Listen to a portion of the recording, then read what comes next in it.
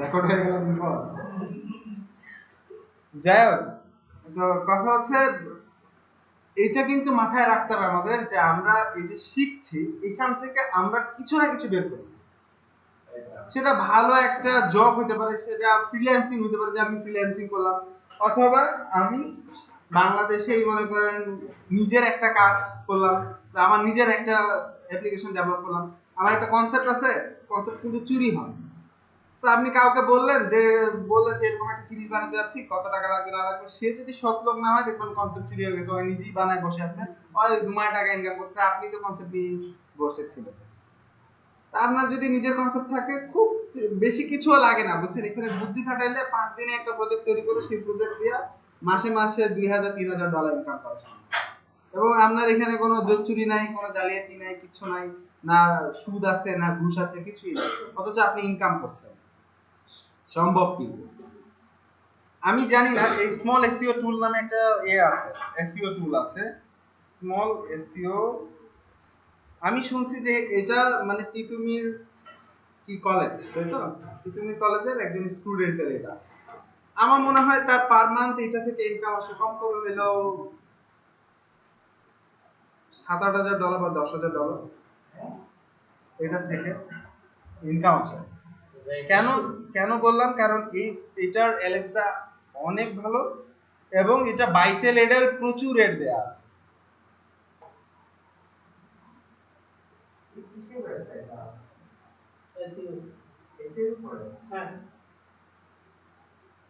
Change করে ফেললো নাকি? আইডিয়া তো লুকিয়ে দেখি না না, এই দেখেন এদের কিন্তু এই যে অ্যাড গুলো, এগুলো কিন্তু গুগলের এডে কিন্তু ব্যাপক ইনকাম, আপনারা জানেন না যে কি পরিমাণে ইনকাম। প্লাস আপনার ইংলিশের স্কিল, মানে স্কিল যথেষ্ট ভালো, আপনি একটা ব্লগ তৈরি করে যদি সেটাতেও গুগলের এড বসায় রাখেন, যদি নিজের মনের কথাগুলাই লিখেন, তাতেও দেখবেন এটাতে প্রচুর পরিমাণে ভিজিটর আসবে এবং এখান থেকে আপনার ব্যাপক ইনকাম। কিন্তু সেরকম একটা কিছু তো বানাইতে তো শিখতে হবে, আপনার জানতে হবে। যে কোনো কিছু আপনি, হ্যাঁ, অ্যাডসেন্সে অ্যাকাউন্ট করা লাগে, গুগলের অ্যাকাউন্ট থাকলেই হয়, জাস্ট অ্যাডসেন্সে অ্যাপ্লাই করতে হবে। হ্যাঁ হ্যাঁ হ্যাঁ শিওর। অ্যাডসেন্সে অ্যাপ্লাই করলে মনে করেন সেখান থেকে আপনার প্রচুর। তাহলে একটা জিনিস যাই শেখেন না কেন, সেটাকে যদি আপনার একটা ইয়ে থাকে যে এটাকে আমি যেভাবে হোক কাজে লাগাবো, তাহলে কিন্তু এখান থেকে আপনি কিছু না কিছু বের করতে পারবেন। বুঝতে পারছেন? আর যেটা বললাম যে এআই কিন্তু প্রচুর ইনকাম করে, কারণ এর যে গতদিন আমি অ্যালেক্সা র্যাঙ্ক দেখাইলাম না, অ্যালেক্সা র্যাঙ্ক এর কিন্তু খুবই ভালো। না, এরটা আমার দৃষ্টি তো আর গুগলে চলছে না, বাট এর তো গুগলেই চলছে, বুঝছেন? অবশ্য আমি ওই দিন এই যে দেখেন গ্লোবাল র্যাঙ্ক 1925, ওয়ার্ল্ডের মধ্যে 1925তম ওয়েবসাইট, চিন্তা করেন। ইন্ডিয়ার মধ্যে 271তম। বিশাল ব্যাপার, এটা কল্পনা ব্যাপার।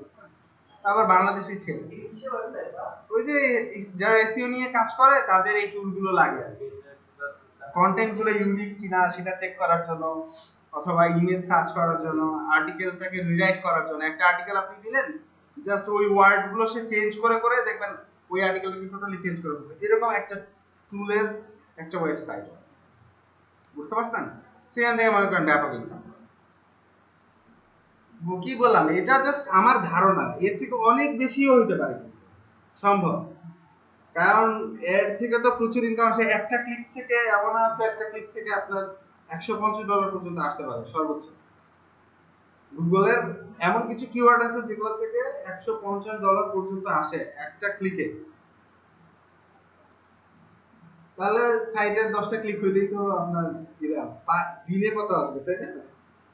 কিন্তু আসে, অনেক আসে, অনেক আসে, মানে গুগল অ্যাডসেন্স এর ধারের কাছে কেউ নাই, কোনো অ্যাড নেটওয়ার্ক নাই গুগল অ্যাডসেন্স এর ধারের কাছে, এত বেশি ইনকাম এরা দেয়। বুঝতে পারছেন? ব্যাপক ইনকাম, কিন্তু এদের কিছু রুলস এন্ড রেগুলেশন একটু টাইট, আর নিয়ম মেনে চললে আসলে কোনো সমস্যা হয় না। কিন্তু নিয়ম, লোভটা এমন যে মাঝে মাঝে মানুষের নিয়ম টিয়ম ভেঙে চুরে হইলেও ইনকাম করতে হবে এরকম চিন্তা ভাবনা থাকে, তখন ধরা খায়। যাই হোক, আমরা পিএইচপি তে আসি। তো পিএইচপি যেটা বলছিলাম যে পিএইচপি 5 হচ্ছে আমাদের কারেন্ট ভার্সন। আর এখন কিছু 5 এর অনেক আছে 5.123 পর্যন্ত থাকে এরকম। আর আর নতুন যেটা আসছে সেটা হচ্ছে পিএইচপি 7। পিএইচপি 7 হবে অনেক ফাস্ট এবং খুবই ভালো একটা প্রোগ্রামিং ল্যাঙ্গুয়েজ হিসেবে আত্মপ্রকাশ করবে। যাই হোক সেটা এখন পর্যন্ত যেহেতু ডেভেলপমেন্টে আছে, এখন বেটা রিলিজ করছে ওরা, কিন্তু এখনো আমরা প্রোডাকশনে এগুলো ইউজ করবো না, বুঝছেন? প্রোডাকশনে আমরা একবারই যখন ফাইনাল স্টেবল রিলিজ দিবে ওরা, স্টেবল ভার্সন, তখন আমরা ওটা ইউজ করবো। যাই হোক, তো পিএইচপি র আমরা মোটামুটি গত দিন কথা একটু দেখছিলাম। পিএইচপি তে আমরা ভেরিয়েবল দেখছিলাম না, কিছু কিছু জিনিস দেখছি, কারণ আপনারা কতটুকু বুঝছেন সেটা তো আপনারা ভালো জানেন। পিএইচপি র একবারই প্রথম এতে আমরা অনেক কিছু করে ফেলছিলাম। তার মধ্যে একটা হচ্ছে আমরা এখানে অলরেডি অ্যারে দেখছি, এখানে হচ্ছে আমরা ইকো করছি, প্রিন্ট করছি, এবং আমরা এখানে একটা লুপও চালাইছি। মানে ফার্স্ট ক্লাসের মধ্যে এত কিছু, এটা কিন্তু বেশি হয়ে গেছে আমি জানি, কিন্তু তারপরেও আমার মনে হয় যে মাঝে মাঝে একটু বেশি কিছু করা উচিত। যাই হোক, তো আমরা এখানে আসি। হ্যাঁ, এখানে হচ্ছে কি যে আমরা কিন্তু নরমালি যেটা HTML পেজ ইউজ করি না, সেরকম একটা HTML পেজই আমরা আসলে এখানে ইউজ করব। এখানে HTML5 লিখলে কি আসে? এই যে আসে। ওকে, HTML5 লিখে টেপ দিলেই যে চলে আসে। আর এখানে মনে করেন আমরা PHP ক্লাস দিলাম। ওকে, আর এখানে স্টাইল শীট যদি থাকে আমরা দিতে পারি। ঠিক আছে? ওকে, এখন ছোট একটা জিনিসে আসি যে আসলে কাজগুলো হয় কিভাবে বা আমরা করি কিভাবে কাজগুলো। ঠিক আছে, সাপোজ এটা তো আমাদের একটা পিএইচপি পেজ, তাই না? পিএইচপি পেজ, কিন্তু আমি লিখছি কি, টোটালি যা কিছু লিখছি কি পিএইচপি কোড, সব এচটিএমএল কোড। সো এই পিএইচপি পেজটা কিন্তু অবশ্যই পিএইচপি সার্ভারেই রান হবে কোথায়? পিএইচপি সার্ভারেই রান হবে, কিন্তু ভিতরে কোনো পিএইচপি কোড সে পাবে না এক্সিকিউট করার মতো। তো সে যা পাবে তাই সে পাঠাবে। বুঝতে পারছেন? কিন্তু যদি জাস্ট আমি এইভাবে পিএইচপি শুরু করি আর পিএইচপি শেষ করি, তাহলে সে বুঝবে যে আমার কিছু না কিছু একটা আছে এক্সিকিউট করার মতো, যাই ঢুকে দেখবে তেমন কিছুই নাই।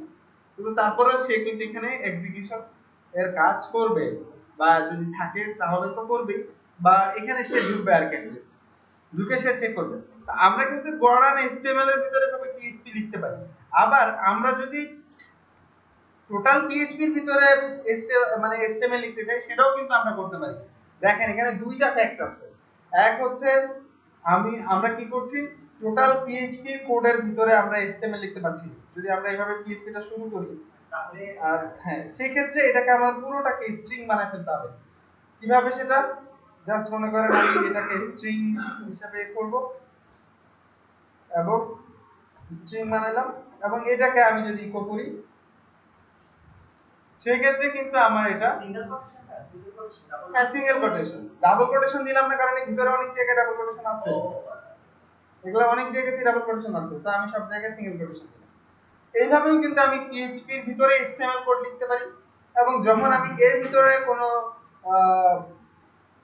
ধরেন কোন একটা ভেরিয়েবল কে বা কোন একটা কিছুকে প্রিন্ট করতে যাব, ধরেন এখানে আমার একটা ভেরিয়েবল আছে যে পেস্ট আইটেম সাপোজ,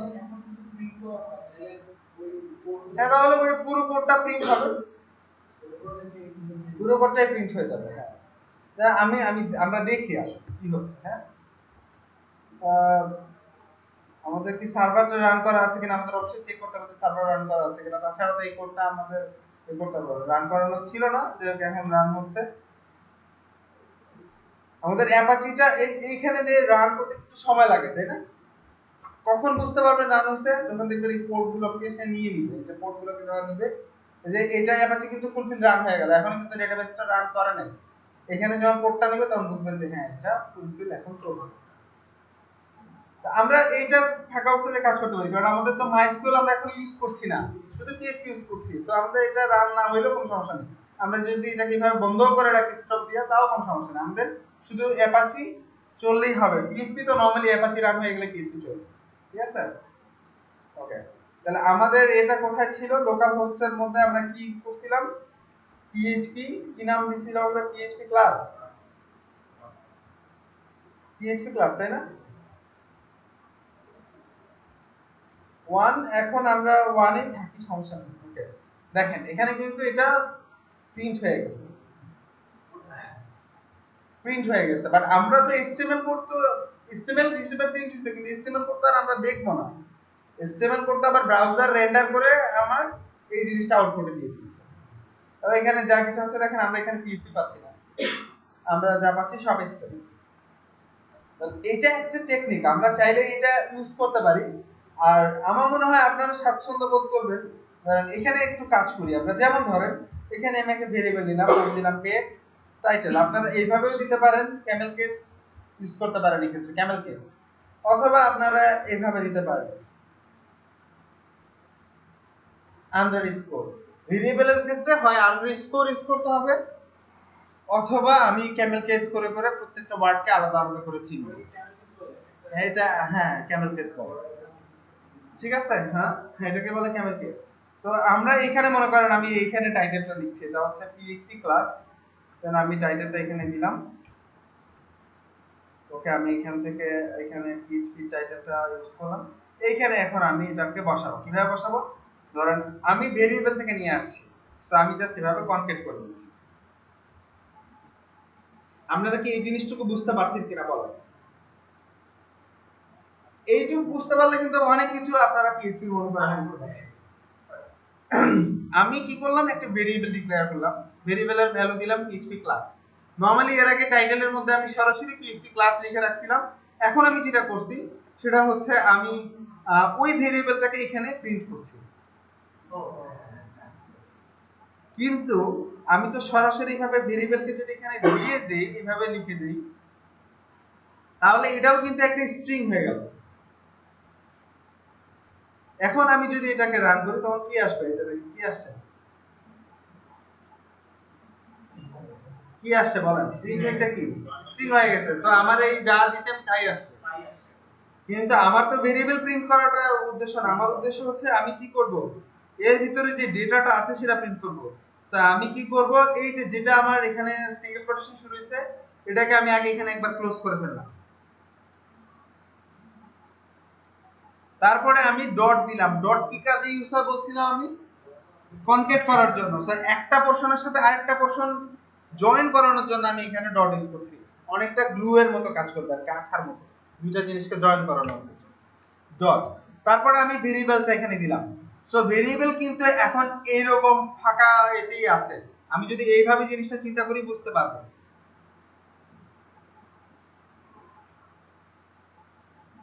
ভেরিয়েবল কিন্তু এই যে নীল হয়ে গেছে, কারণ ভেরিয়েবলের কালার হচ্ছে নীল।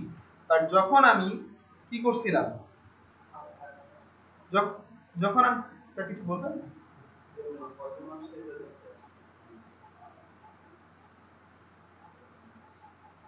যখন আমি এটাকে তুলে দিচ্ছি, আলটিমেটলি ভেরিয়েবলের যেটা কালার হয় নরমালি, সেই কালারটাকে আমি এখানে পাচ্ছি পাচ্ছি না, কারণ এটা সে স্ট্রিং হিসেবে ট্রিট করছে। এই যে স্ট্রিং নরমালি এই যে পুরোটার কালার একই, মানে তার মানে আমরা বুঝতে পারি এটা একটা স্ট্রিং, পুরোটা স্ট্রিং।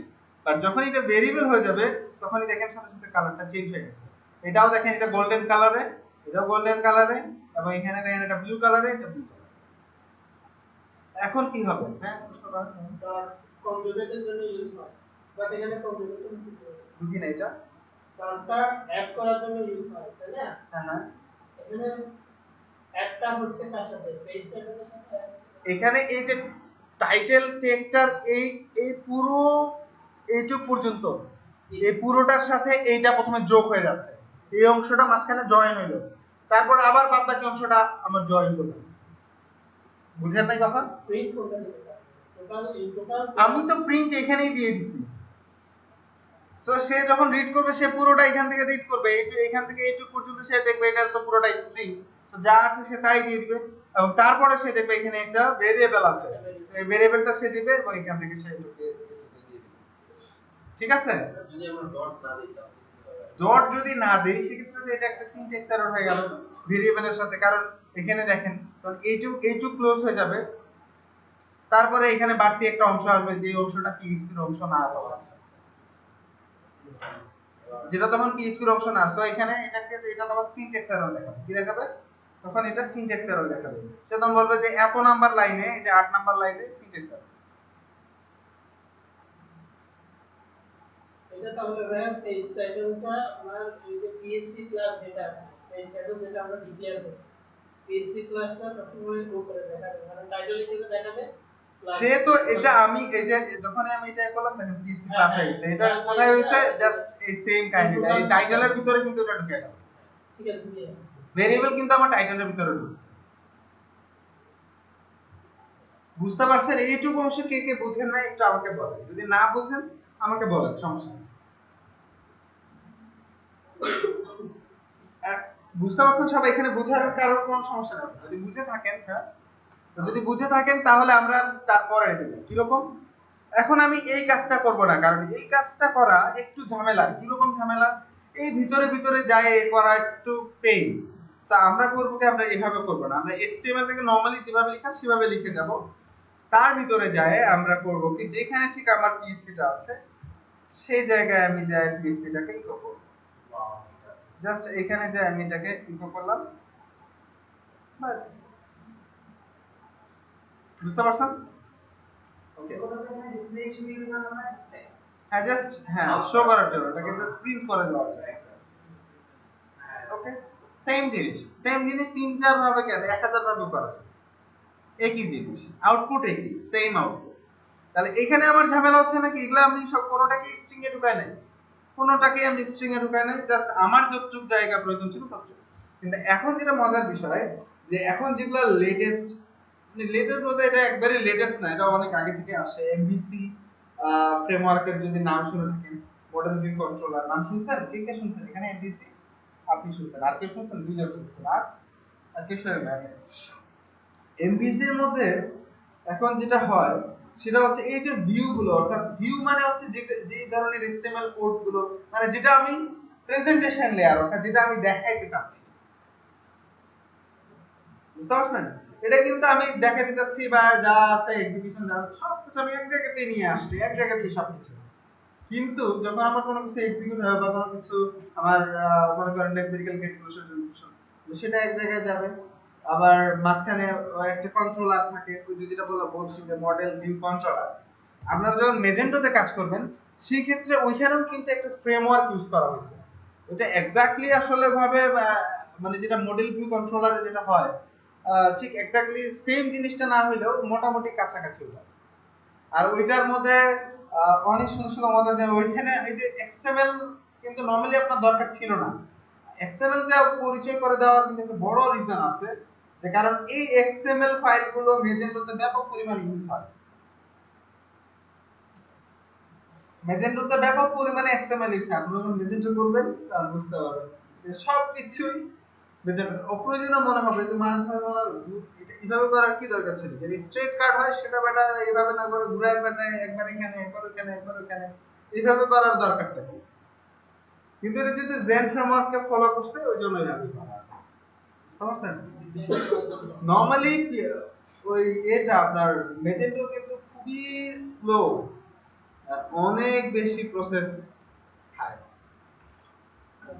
প্রসেসিং এর ব্যাপক মানে সিপিইউর 12টা বাজে এত পরিমাণে প্রসেসর ইউজ করে সে কিন্তু এখানে যেটা মেইন শক্তিটা সেটা হচ্ছে কি এখানে ক্যাশ করে রাখা হয় মানে যত পেজ ওখানে তৈরি হয়েছে বা যত প্রোডাক্ট বা যে রকমের পেজগুলো দরকার সবগুলো পেজগুলো রেন্ডার করে জাস্ট তৈরি করে রাখা আছে যখনই কোনো পেজকে দেখতে যাচ্ছেন আপনি ছোট ছোট ওইখান থেকে নিয়ে আসা আপনাকে দেখা যাচ্ছে মানে আগে থেকে তৈরি করে রাখানো আর কি ক্যাশ করে করে ডেটা রাখা যার কারণে ওইটা তখন নয়তো যদি পুরোটাই আবার প্রসেসিং করতে যায় তাহলে সময় লাগবে কিন্তু প্রসেস করে যদি আমি এক জায়গায় জমা করে রাখি এক জায়গায় একটা HTML ফাইল আকারে তৈরি করে রাখি তাহলে ওই HTML ফাইলটাকে এখন আমি যদি নিয়ে আসি আমার সময় লাগবে না কিন্তু মেইনলি আমরা কি কখনো XML দেখব কিছুই পাবো না আমরা শুধুমাত্র দেখতে পাবো HTML গুলো বুঝতে পারছেন কথা যাক ওগুলোতে আমরা আস্তে আস্তে আসবো তো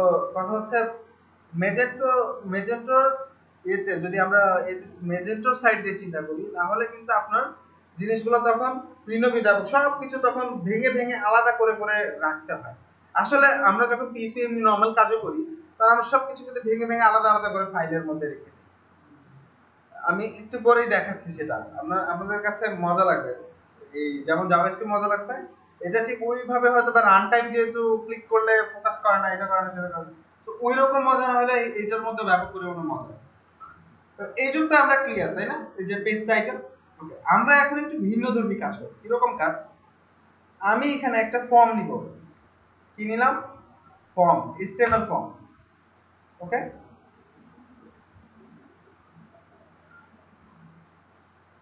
ফর্ম নিচ্ছি, আর অ্যাকশনটা আমি খালি রেখে দিচ্ছি, ফাঁকা রেখে দিচ্ছি। ট্যাব ট্যাব, জাস্ট ফর্ম লিখে ট্যাব দিলেই চলে আসবে। এডিটরের মধ্যে সাবলাইম বেটার হবে না ব্র্যাকেট? তো সেটা ডিপেন্ড করে আপনার উপরে, আপনার যেটা ভালো লাগে। আমি এখন ব্র্যাকেট ইউজ করি, কিন্তু ব্র্যাকেট অনেক সময় নেই। ব্র্যাকেটসটা একটু হচ্ছে, ব্র্যাকেটসটা একটু মানে স্লো। হ্যাঁ, কিন্তু সাবলাইম হচ্ছে ফাস্ট, অনেক ফাস্ট। ব্র্যাকেটসটা একটু স্লো, কারণ সফটওয়্যারটা ভারী সফটওয়্যার। ব্র্যাকেটস কিন্তু ভারী সফটওয়্যার, আর সাবলাইম হচ্ছে যেখানে মাত্র 6 মেগা, ওইখানে ব্র্যাকেটস হচ্ছে 35 মেগা। তাহলে তো একটু ভারী তো হয় স্বাভাবিক। হ্যাঁ, প্লাস ওইটার মধ্যে যখন আপনি ওর এক্সটেনশন গুলো ইনস্টল করবেন আর একটু ভারী হবে। এর হচ্ছে কাহিনীটা ভিন্ন। একে যখন নক করা হয় তখন ওগুলো লোড হয় বা তখন এটা কাজ করে, কিন্তু যখন আপনার ব্র্যাকেটস এর মধ্যে এই কাহিনীটা, ব্র্যাকেটস এর মধ্যে কাহিনী হচ্ছে আগে থেকে সবকিছুই লোড করা থাকে, সবকিছুই লোড করা। কিন্তু ব্র্যাকেটস এর যে ফ্যাসিলিটি আছে এটা কিন্তু এর মধ্যে নাই। রিলোড দিতে হয় না। না, সেটা না, ব্র্যাকেটস এর একটা দারুণ ফ্যাসিলিটি আছে যেটা আপনারা জানেন। কেয়ার করি না এটা তো, কিন্তু ইউজ করতে হয়। ব্র্যাকেট আপনারা যে HTML CSS করছেন না, ব্র্যাকেট ইউজ করে আপনার এই PHP থেকে HTML CSS করা খুবই ইজি, জি, আমি রিসেন্টলি খুবই ইজি। জাস্ট খালি একটা লেয়ারে ক্লিক করবেন, ওর যে পুরো মার্কআপ যা আছে ওগুলো কপি হয়ে যাবে। আপনি তখন জাস্ট একটা ক্লাস নেম দিয়ে ওটা পেস্ট করলে আপনি দেখবেন ওইটার হাইট উইডথ কি কি আছে না আছে সব সুন্দর করে পেস্ট হবে। বুঝেন নাই?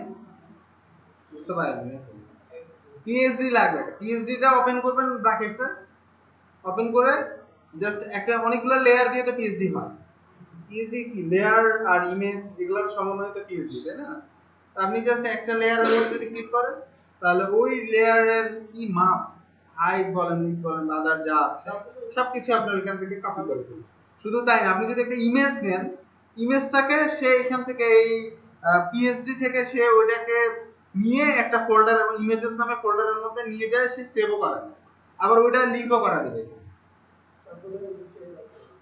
মানে আমরা যেটা করি যে পিএইচডি গুলোকে সবসময় ইমেজ গুলা কেটে কেটে ওখানে পিএইচডি থেকে বের করি না, আলাদা করি না, সেটার দরকার নাই। আপনি ওখানে ক্লিক করলেন ইমেজের মধ্যে, জাস্ট এখানে ইমেজটা আইএমজিটাও তৈরি হবে, ওখানে ওই ইমেজের লিংকটাও বসে যাবে, এবং তার পাশাপাশি ইমেজটা ওই ইমেজেস ফোল্ডারের ভিতরে যায়, ফাইলটাও সেভ হবে। প্রোডাক্টটা কার দেখতে? হ্যাঁ, সব দারুণ আছে, এক্সেলেন্ট। যা এগুলো আপনারা ইউজ করতে পারেন, এই ধরনের ফ্যাসিলিটি গুলো আপনারা ইউজ করতে পারেন। হ্যাঁ, যাই হোক, আমরা এখানে আসি। ফর্ম তৈরি করলাম, এর ভিতরে যায় আমি একটা ইনপুট নিচ্ছি। দেখ, এভাবে ইনপুট না নিয়ে এইভাবে ইনপুট নিয়ে যেতে পারে। ওকে, টাইপ টেক্সট, এটার মধ্যে আমরা প্লেস হোল্ডার দিতে পারি।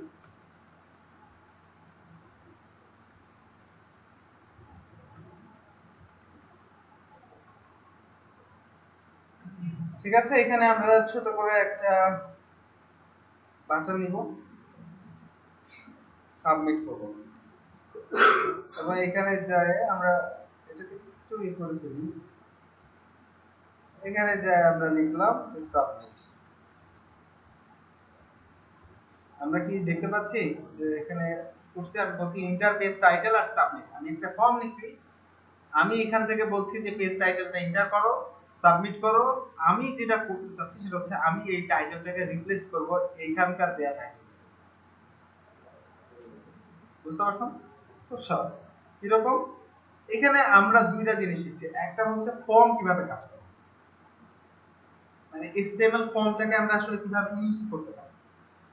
এইখানে একটা বড় জিনিস হচ্ছে, আপনারা কি মেথড দেখছেন? মেথড মেথড মেথড অ্যাট্রিবিউট তো চেনেন ফর্মের মধ্যে চেনেন না পোস্ট গেট পোস্ট আর গেটের মধ্যে কিন্তু পার্থক্য আছে এবং এই যে পোস্ট গেট এটার উপর বেস করে কিন্তু আমার ডেটাগুলো ভিন্ন ভিন্ন ওয়েতে পাস হবে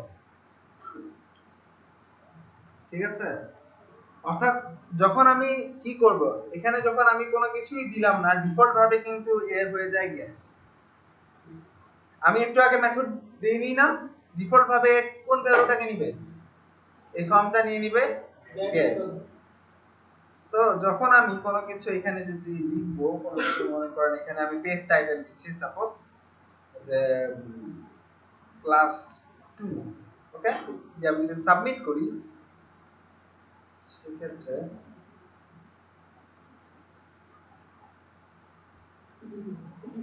সাবমিট তো হচ্ছে তাহলে গেল কোথায়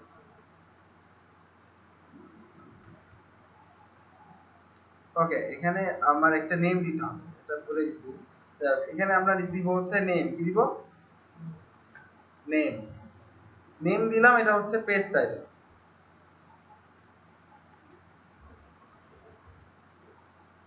তারপরে এখন আমি এখানে যদি কিছু টাইপ করি এবং সাবমিট করি আলটিমেটলি কিন্তু দেখেন আমার এই ডেটাটা উপরে চলে গেছে একটা প্রশ্নবোধক চিহ্ন এবং তারপরে হচ্ছে পেজ টাইটেল এবং তারপরে এখানে যেটা আমি টাইপ করছিলাম সেই জিনিসটা আমি এখানে পাচ্ছি ভেরিয়েবল হিসেবে এইটুকু বুঝতে পারছেন কি সেটা পাবো জাস্ট আমি কি করছি আমি কিন্তু কিছু করি না আমি জাস্ট এর একটা নাম দিয়েছি এই ইনপুট ফিল্ডের মধ্যে এবং আমি যখন সাবমিট বাটনের মধ্যে ক্লিক করলাম আলটিমেটলি এই যে এখানে কিছু লিখে মনে করেন আমি এখানে লিখলাম ক্লাস 2 লিখে যখন আমি সাবমিট বাটনের মধ্যে ক্লিক করলাম তখন এই যে ক্লাস 2টা এখানে চলে গেছে পেজ টাইটেল হিসেবে গেছে এবং পেজ টাইটেলের নামটা নিয়ে পেজ টাইটেলের ভ্যালু হিসেবে গেছে হচ্ছে ক্লাস 2 গেছে কিনা এটা হচ্ছে গেট মেথড হ্যাঁ না এখানে নেমটা গেট হিসেবে কাজ করছে না এখানে গেট মেথডের মাধ্যমে আমি একটা মানে রিকোয়েস্ট পাঠাচ্ছি গেট মেথড ইউজ করে কি পাঠাচ্ছি রিকোয়েস্ট পাঠাচ্ছি গেট মেথড ইউজ করে এখন এই ধরনের রিকোয়েস্ট যে আমরা পাঠাচ্ছি এই যে রিকোয়েস্টটা এটা কিন্তু একটা রিকোয়েস্ট এখন সেটা আমি গেট মেথডে পাঠাতে পারি মেথড রিকোয়েস্টের আবার বেশ কিছু মেথড আছে গেট মেথড আছে আপনার ডিলিট মেথডও আছে কিন্তু ডিলিট মেথড আছে ডিলিট আমরা এখন ডিলিট ইউজ করছি না আমরা শুধুমাত্র ইউজ করছি হচ্ছে গেট আর একটা হচ্ছে পোস্ট যখন আমি গেট করে পাঠাচ্ছি তখন একটা জিনিস দেখেন আমি কিন্তু যাই পাঠাচ্ছি না কেন সেটা ইউআরএল এর মধ্যে ভিজিবল হচ্ছে ইউআরএল এ ভিজিবল হচ্ছে সো এই ক্ষেত্রে এই ডেটাটা কিন্তু সিকিউর তাই না কারণ আমি যদি একটা ইউজার নেম পাসওয়ার্ড পাঠাই সাপোজ আমার ফর্মটা হচ্ছে রেজিস্ট্রেশনের ফর্ম অথবা লগইনের ফর্ম তাহলে আমি যদি ইউজার নেম পাসওয়ার্ড পাঠাই তাহলে তো ওই ইউআরএল দিয়ে ডেটাটা পাস হবে সেক্ষেত্রে কি হবে ইউজার নেম ইকুয়াল টু দেয়া থাকলে হচ্ছে ধরেন সাপোজ admin@website.com আর পাসওয়ার্ড দিয়ে দেয়া থাকলো 12345 আমি দেখতে পাচ্ছি ডেটাটা পাচ্ছি কি না এতে কি হলো আমার সিকিউরিটি তো থাকলো না তাই না কিন্তু তাই বলে কি আমরা গেট ইউজ করবো অবশ্যই ইউজ করবো গেট ইউজ করবো কখন যখন আমার এমন কোনো ডেটা যে ডেটাটা আসলে আমার এখানে সিকিউরিটির দরকার নেই সিকিউরিটি কোনো ইস্যু না কিন্তু আমার ডেটাটা পাস করা দরকার সেই ক্ষেত্রে আমি কি করব গেট ইউজ করব এখানে আরো কিছু কিছু ব্যাপার স্যাপার আছে অনেক ব্যাপার স্যাপার আছে যাই হোক এতগুলোতে আমরা এখন না যাই আমরা সিম্পল এতে থাকি যেমন আমরা তাহলে একটা জিনিস চিন্তা করে রাখি যে জায়গাটাতে আমার সিকিউরিটি দরকার সেই জায়গায় আমি কি করব পোস্ট করে ডেটাটা পাঠাবো আর যখন আমার সিকিউরিটি অতটা দরকার নেই সেই জায়গায় আমি গেট করে পাঠাবো এবং এইখানে সাধারণত আমরা যেটা করে থাকি যে এখন এখন আসলে এই জিনিসটা খুব একটা ইউজ হয় না এখন এই জিনিসটা খুব একটা ইউজ হয় না কারণ এখন সব হচ্ছে এসইও ফ্রেন্ডলি ইউআরএল তো আগেকার ইউআরএল এর মধ্যে এইভাবেই দেখা যেত এইভাবে মনে করেন একটা হচ্ছে পেজ ইকুয়াল টু ধরেন অ্যাবাউট এইভাবে পেজগুলো আনা হইতো বুঝছেন যে আমরা কিন্তু এই একটা পেজ index.py এখানেও কিন্তু স্পা ইউজ হয় আমি গতদিন স্পার কথা বলছিলাম না আপনাদেরকে মনে আছে আপনাদের যে সিঙ্গেল পেজ অ্যাপ্লিকেশন এই পিএইচপি তেও কিন্তু এই সিঙ্গেল পেজ অ্যাপ্লিকেশনই ইউজ হয়। কিরকম? পেজ আমার একটাই, ওই পেজের মধ্যে আমার অ্যাবাউট পেজ এসে লোড হচ্ছে, কন্টাক্ট এসে লোড হচ্ছে, আমার লগইন পেজ এসে লোড হচ্ছে, রেজিস্ট্রেশন পেজ ওই একই index.php তেই সব এসে লোড হচ্ছে। লোড হচ্ছে কোথায়? index.php তেই সব লোড হচ্ছে। কিন্তু আমার এখন যেটা কাইন্ডলি আমি কিন্তু কোন পেজে আছি? index.php তে আছি। এরকম index.php তে কিন্তু এখন আমি আছি। এখানে আমি যদি এখন বলি যে পেজ ইকুয়াল টু অ্যাবাউট, তাহলে সে এখন কি করবে? ওই অ্যাবাউট এর ডেটাটা সে তুলে নিয়ে আসবে। আমার কথা বুঝছেন আপনারা? তো অ্যাবাউট এর ডেটা সে তুলবে। যদি আমি পেজ ইকুয়াল টু বলি কন্টাক্ট, তাহলে সে কন্টাক্টের হয় ফাইল তুলবে অথবা সে ডেটাটা তুলবে। এই হচ্ছে মানে এই সিস্টেম ইউজ হয়। কিন্তু মেইনলি পেজ একটাই, index.php ছাড়া আর কোনো অন্য কোনো পেজ নাই। আপনি ওই এমভিসি ফ্রেমওয়ার্কে যান, ওখানেও সেম সিস্টেম, ওই একটাই পেজ index.php। সবকিছু দুনিয়া প্রয়োজনের দুনিয়াটা নিয়ে আসে index.php এর মধ্যে আমরা ঢুকাই দিই। যা দেখতে চাচ্ছেন আপনি, আপনি সূর্য চাচ্ছেন, আপনি জাস্ট খালি ওর কাছে একটা কোয়েরি পাঠান যে আমি এটা দেখতে চাচ্ছি। তার সাথে সাথে যদি না পারে, যদি সে ওর কাছে না থাকে, তাহলে সে কি বলতে বলছিলাম কতদিন? 404, যে এটা আসলে পাওয়া যাচ্ছে না, নাই। বুঝতে পারছেন কথা? ওকে। কিন্তু index.php তে এটা খুব সুবিধা। index.php তে যদি এইভাবে আমরা ভায়া হয়ে রিকোয়েস্ট পাঠাই, তাহলে খুব সুবিধা কি, যে যদি ওই জিনিসটা না পায়, তাহলে এমনি নরমালি যেমন ধরেন এখানে about.php আছে, contact.php তো নাই, তাই না? তখন সে আমাকে বলছে অবজেক্ট নট ফাউন্ড। এটাও কিন্তু 404, এটাও এরর 404। কিন্তু এই জিনিসটা তো আর আমাদের মতন করে আমরা দেখতে পাচ্ছি না। সাপোজ এখানে যাই, আমি যদি এখানে ভিজিবিলিটি কিছু একটা দেই, এইভাবে দেই, এন্টার করলাম, এটা কি দেখাচ্ছে? 404 দেখাচ্ছে না? কিন্তু এই পেজটা আর আমাদের এই পেজের মধ্যে কি পার্থক্য আছে কিনা আপনি দেখতে পাচ্ছেন কিনা? পার্থক্য আছে এই পেজের সাথে এই পেজের? আছে কি? এইখানে একটা মজার জিনিস ওরা করছে, এখানে সে বলছে যে এটা 404 the page can not be found. এইখানে সে একটা খুব দারুণ জিনিস রাখছে, সেটা কিন্তু ওরা পাইলাম না, দুধ বাদ ক্লোজ করে দেবে, সেটা কিন্তু করছে না। সে এখানে কি করবে? আমি এখন PHP 5 লিখছি, তো আমি PHP 5 টাকে এখন আবার সার্চ করতে পারি। তো আমি PHP 5 পেলাম, এখন আমি এটার মধ্যে ঢুকলাম, ঢুকে আমি PHP পেলাম। যদিও ওই জিনিসটা এভাবে না করে আরো অনেক সুন্দর করেই করা যায়। ওরা কি ওরা সরাসরি গুগলে পাঠায় দিচ্ছে, গুগলে পাঠায় না দিয়ে ওই নিজের পেজে থেকেও কিন্তু এটা পাওয়া যায়। বুঝতে পারছেন কথা? তো এইভাবে এই যে এই জিনিসটা, তাহলে আমরা ব্রাউজার, এটা কিন্তু ব্রাউজারের মধ্যে ডিফল্ট ভাবে এই জিনিসটা তৈরি করা আছে, এই পেজটা, এই HTML পেজটা ব্রাউজারের মধ্যে তৈরি করা। যখনই সে রিকোয়েস্ট পাঠাচ্ছে বাট অবজেক্টটা পাচ্ছে না, তখনই সে এই পেজটা রিটার্ন করছে। কিন্তু যখন এই জিনিসটা হবে, যে যখন আমরা এমন ভাবে করব যে সবকিছু ডেটাই পাস হবে আমাদের index.php এর মাধ্যমে, তখন কিন্তু আলটিমেটলি যদি কোনো ফাইল না পাওয়া যায়, তখন আমরা আমরা তখন যদি দেখলাম index.php তো আছে আমাদের হাতে, হয়তো যদি চেক করে দেখলাম না এই ফাইলটা নাই, সাথে সাথে আমরা কিন্তু আমাদের তৈরি করা একটা মেসেজ শো করতে পারবো যে এটা আসলে ফাইল পাওয়া যাচ্ছে না, তুমি হয়তো বা এটা এগুলাও তুমি চাইলে দেখতে পারো। আমরা কিন্তু ওকে সাজেস্ট করতে পারবো যে এটা তো পাচ্ছি না, কিন্তু এগুলা তুমি দেখতে পারো, সিমিলার এই ধরনেরই জিনিস এটাও তুমি দেখতে পারো। বুঝতে পারছেন? তাহলে জিনিসটা আরো ইন্টারেক্টিভ হবে, সুন্দর হবে জিনিসটা, তাই না? এরকম বিষয়। যাও, তা আমরা এইখানে যেটা করতে চাচ্ছিলাম সেটা দেখি। আমি এখানে সাবমিট করলাম, হ্যাঁ বলেন। হ্যাঁ, টাইটেলটা চেঞ্জ করতে চাচ্ছিলাম। আমরা ইফিলস তো জানি না, এখানে আমি একটু ইফিলস ইউজ করি, ঠিক আছে? আমি বলছি এখানে যে ইফ বললাম, if is set,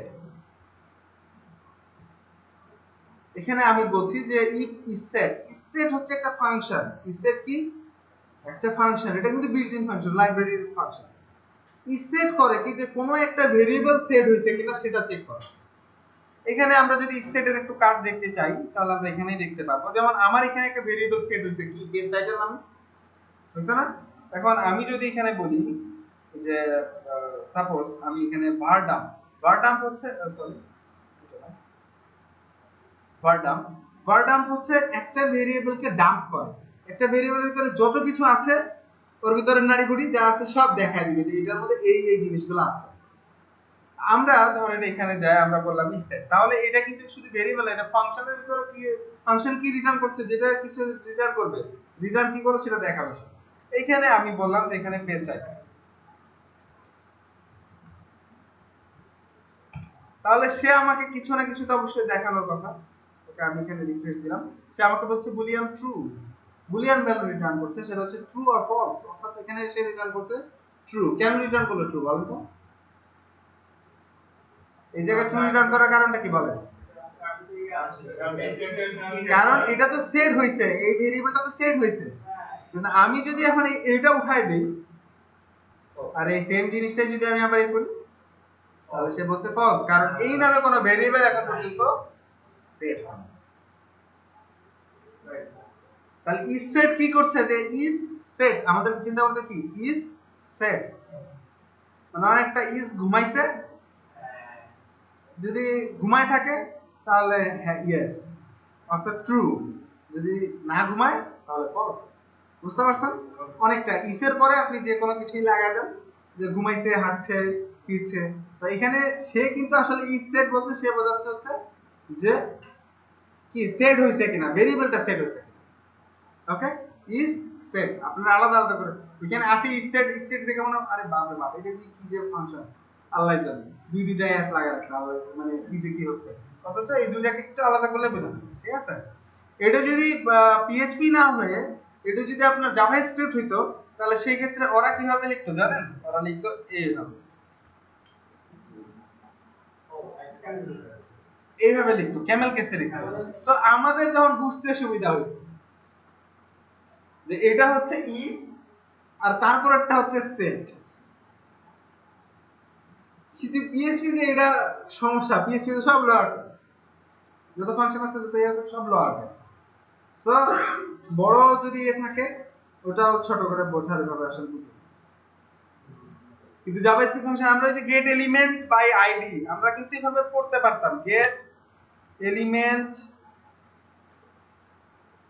by ID, তাহলে কি ছিল আমরা আলাদা করতে পারবো গেট এলিমেন্ট বাই আইডি, প্রত্যেকটা ওয়ার্ডকে আমরা আলাদা আলাদা করে করতে পারছি।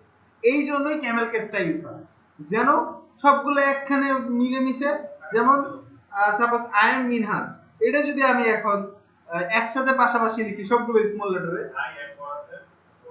তাহলে কি হবে অবস্থা, মানে সবগুলো পাশাপাশি স্মল লেটারে সবগুলো মানে লিখে ফেললাম, একবারে লিখলাম যে ধরেন আই এম মিনহাজ, আমি নিজেই তো বুঝবো না এটা আমার নাম, এটা আমার দিকে আসছে আই এম, বুঝতে পারবো? বুঝতে পারবো না, কিন্তু কখন আমি বুঝতে পারবো যদি আমার জিনিসটা এরকম থাকে, তাহলে কিন্তু আমার বোঝাটা সহজ। এখানে আই এটা ক্যাপিটাল, অর্থাৎ এটা আবার নতুন করে আরেকটা ওয়ার্ড, আর এমটা যেহেতু ক্যাপিটাল তাহলে এমটা মিনহাজটা আরেকটা, তো খুব সিম্পল। এই হচ্ছে টেকনিক, বাট এটা এখানে নাই, নাই কিন্তু আমাদেরকে বুঝে নিতে হবে। ঠিক আছে, বুঝতে পারছেন? আপনারা একটু এভাবে বুঝে নিবেন, বুঝতে পারবেন যে যেমন স্ট্রিং টু লোয়ার আমরা কতদিন দেখছিলাম, str to lower, string to lower একটা ফাংশন কি করে, যে কোনো একটা স্ট্রিং কে লোয়ার কেসে কনভার্ট করে দেয়, যে কোনো স্ট্রিং, যে কোনো কিছু আপনি এখানে লিখেন বিশাল বড় একটা প্যারাগ্রাফ লিখেন, যাই লিখছেন না কেন পুরো স্ট্রিংটাকে সে কি করবে, সবগুলোকে লোয়ার কেসে কনভার্ট করবে। ক্যাপিটাল ক্যাপিটাল যদি থাকে লোয়ার কেস যদি থাকে তাও লোয়ার কেস, বাধ্য ওয়ার লাগে লোয়ার কেস। বুঝতে পারছেন? হ্যাঁ হ্যাঁ বলেন। হ্যাঁ, তো এইরকম জিনিসটা এইখানে আমরা আসলে যেটা করতে চাচ্ছিলাম, ইফ এর সাথে আমরা সবাই পরিচিত, ইফ কেন ইউজ আমরা জানি, ইফ কেন ইউজ আমরা জানি না, ইফ এর সিনট্যাক্সটা হচ্ছে এরকম, ইফ এর ভিতরে একটা কন্ডিশন থাকবে এবং তার ভিতরে আমরা কোড লিখব, এটাই তো নাকি, এটা না? ওকে, আমরা এখানে কন্ডিশনটা দিব কি, আমরা এখানে বলছি ইফ ইজ সেট, এখন ওই যে গেট, গেট দিয়ে আমার একটা ভ্যালু পাস হচ্ছে, তাই না? এই গেটের ভ্যালুগুলো আমরা রিসিভ করি ভাবে একটা স্পেশাল ভেরিয়েবল দিয়ে, এইভাবে সেম জিনিস শুধুমাত্র স্পেশাল বোঝানোর জন্য এখানে একটা আন্ডারস্কোর বসানো হয়েছে এবং এগুলোকে ক্যাপিটাল করে দেওয়া হয়েছে। গেট জাস্ট আমরা তো জানি ইউটিউব যে গেট দিয়ে আসছে, এবং গেটটা কিন্তু যখন আসে ওটা পুরোটা একটা অ্যারে হিসেবে আসে। কি হিসেবে আসে? অ্যারে হিসেবে আসে। কিন্তু আমি এটাও তো নরমাল একটা ভেরিয়েবলের মতো, মানে দেখতে দেখতে কি ভেরিয়েবলের নরমাল ভেরিয়েবলের মতো না? এখন যদি দেখি আমি এভাবে, যদি শুধু আমার একটা ডলার সাইন আর এভাবে এ থাকে, তাহলে কি এইটুকু অংশ একটা ভেরিয়েবলের মতোই কিনা? কিন্তু এটা যে একটা স্পেশাল ভেরিয়েবল, এটা দিয়ে যে আসলে কিছু বোঝানো হয় সেটা তো আমার বুঝতে হবে। কারণ নিজেও যদি আমি ভেরিয়েবল ডিক্লেয়ার করি, আমি কিন্তু পুরোটাই ক্যাপিটাল লেটারে লিখতে পারি, বুঝতে পারছেন? কিন্তু এটা কিন্তু কেস সেনসিটিভ। ক্যাপিটাল লেটারে যদি আমি এ লিখি আর স্মল লেটারে এ, কিন্তু দুটো আলাদা আলাদা হিসাবে শিখছে। এখন সে এটাকে স্পেশাল বোঝানোর জন্য আন্ডারস্কোর বসাচ্ছে, এবং এরকম যতগুলো স্পেশাল ভেরিয়েবল আছে সবগুলো দেখবেন আন্ডারস্কোর বসাচ্ছে। এরকম স্পেশাল ভেরিয়েবল আছে এরকম, যে আরো বেশ কিছু, যেমন এখানে আছে পোস্ট, এরকম পাবেন হচ্ছে স্টেশন,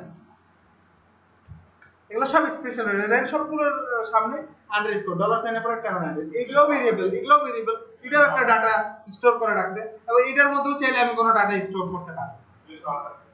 সব আবার সব আবার ফাংশনের ক্ষেত্রে আমি বললাম সব লোয়ার, ফাংশন মানে আপার কেস সব লোয়ার। আপনি চাইলে আপনি নিজের এতে আপনি ফাংশন আপার কেস করে তৈরি করতে পারবেন, আপনি যদি তৈরি করেন, মানে ইউজার ডিফাইন্ড ফাংশন আছে যেগুলো আমি ডিফাইন করছি, সেগুলো আমি ইচ্ছা মতো ইউজ করব, কোনো সমস্যা নেই।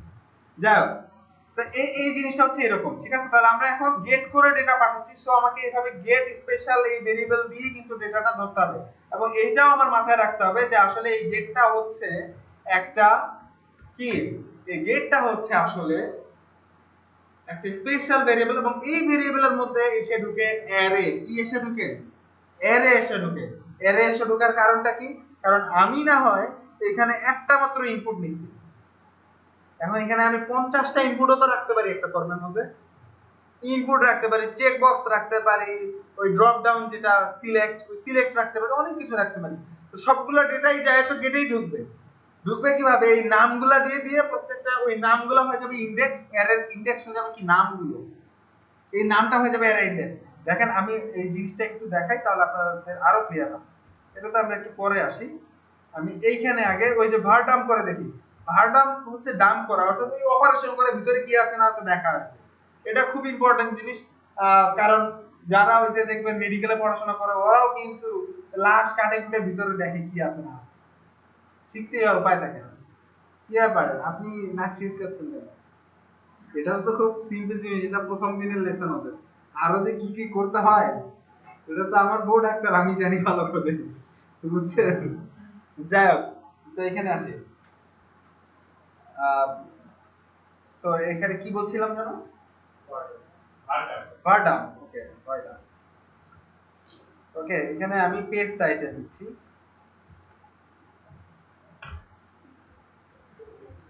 ওকে, তাহলে পেজ টাইটেল না, সরি, আমরা এই গেটটাকে দিব, এখানে গেটটাকে দিব, এই ডিরেক্ট এই গেটটাকে এখানে ঢুকাই দেব। পেজ টাইটেল না দিয়ে আমরা এখানে দিব গেট। ওকে, গেট দিলাম।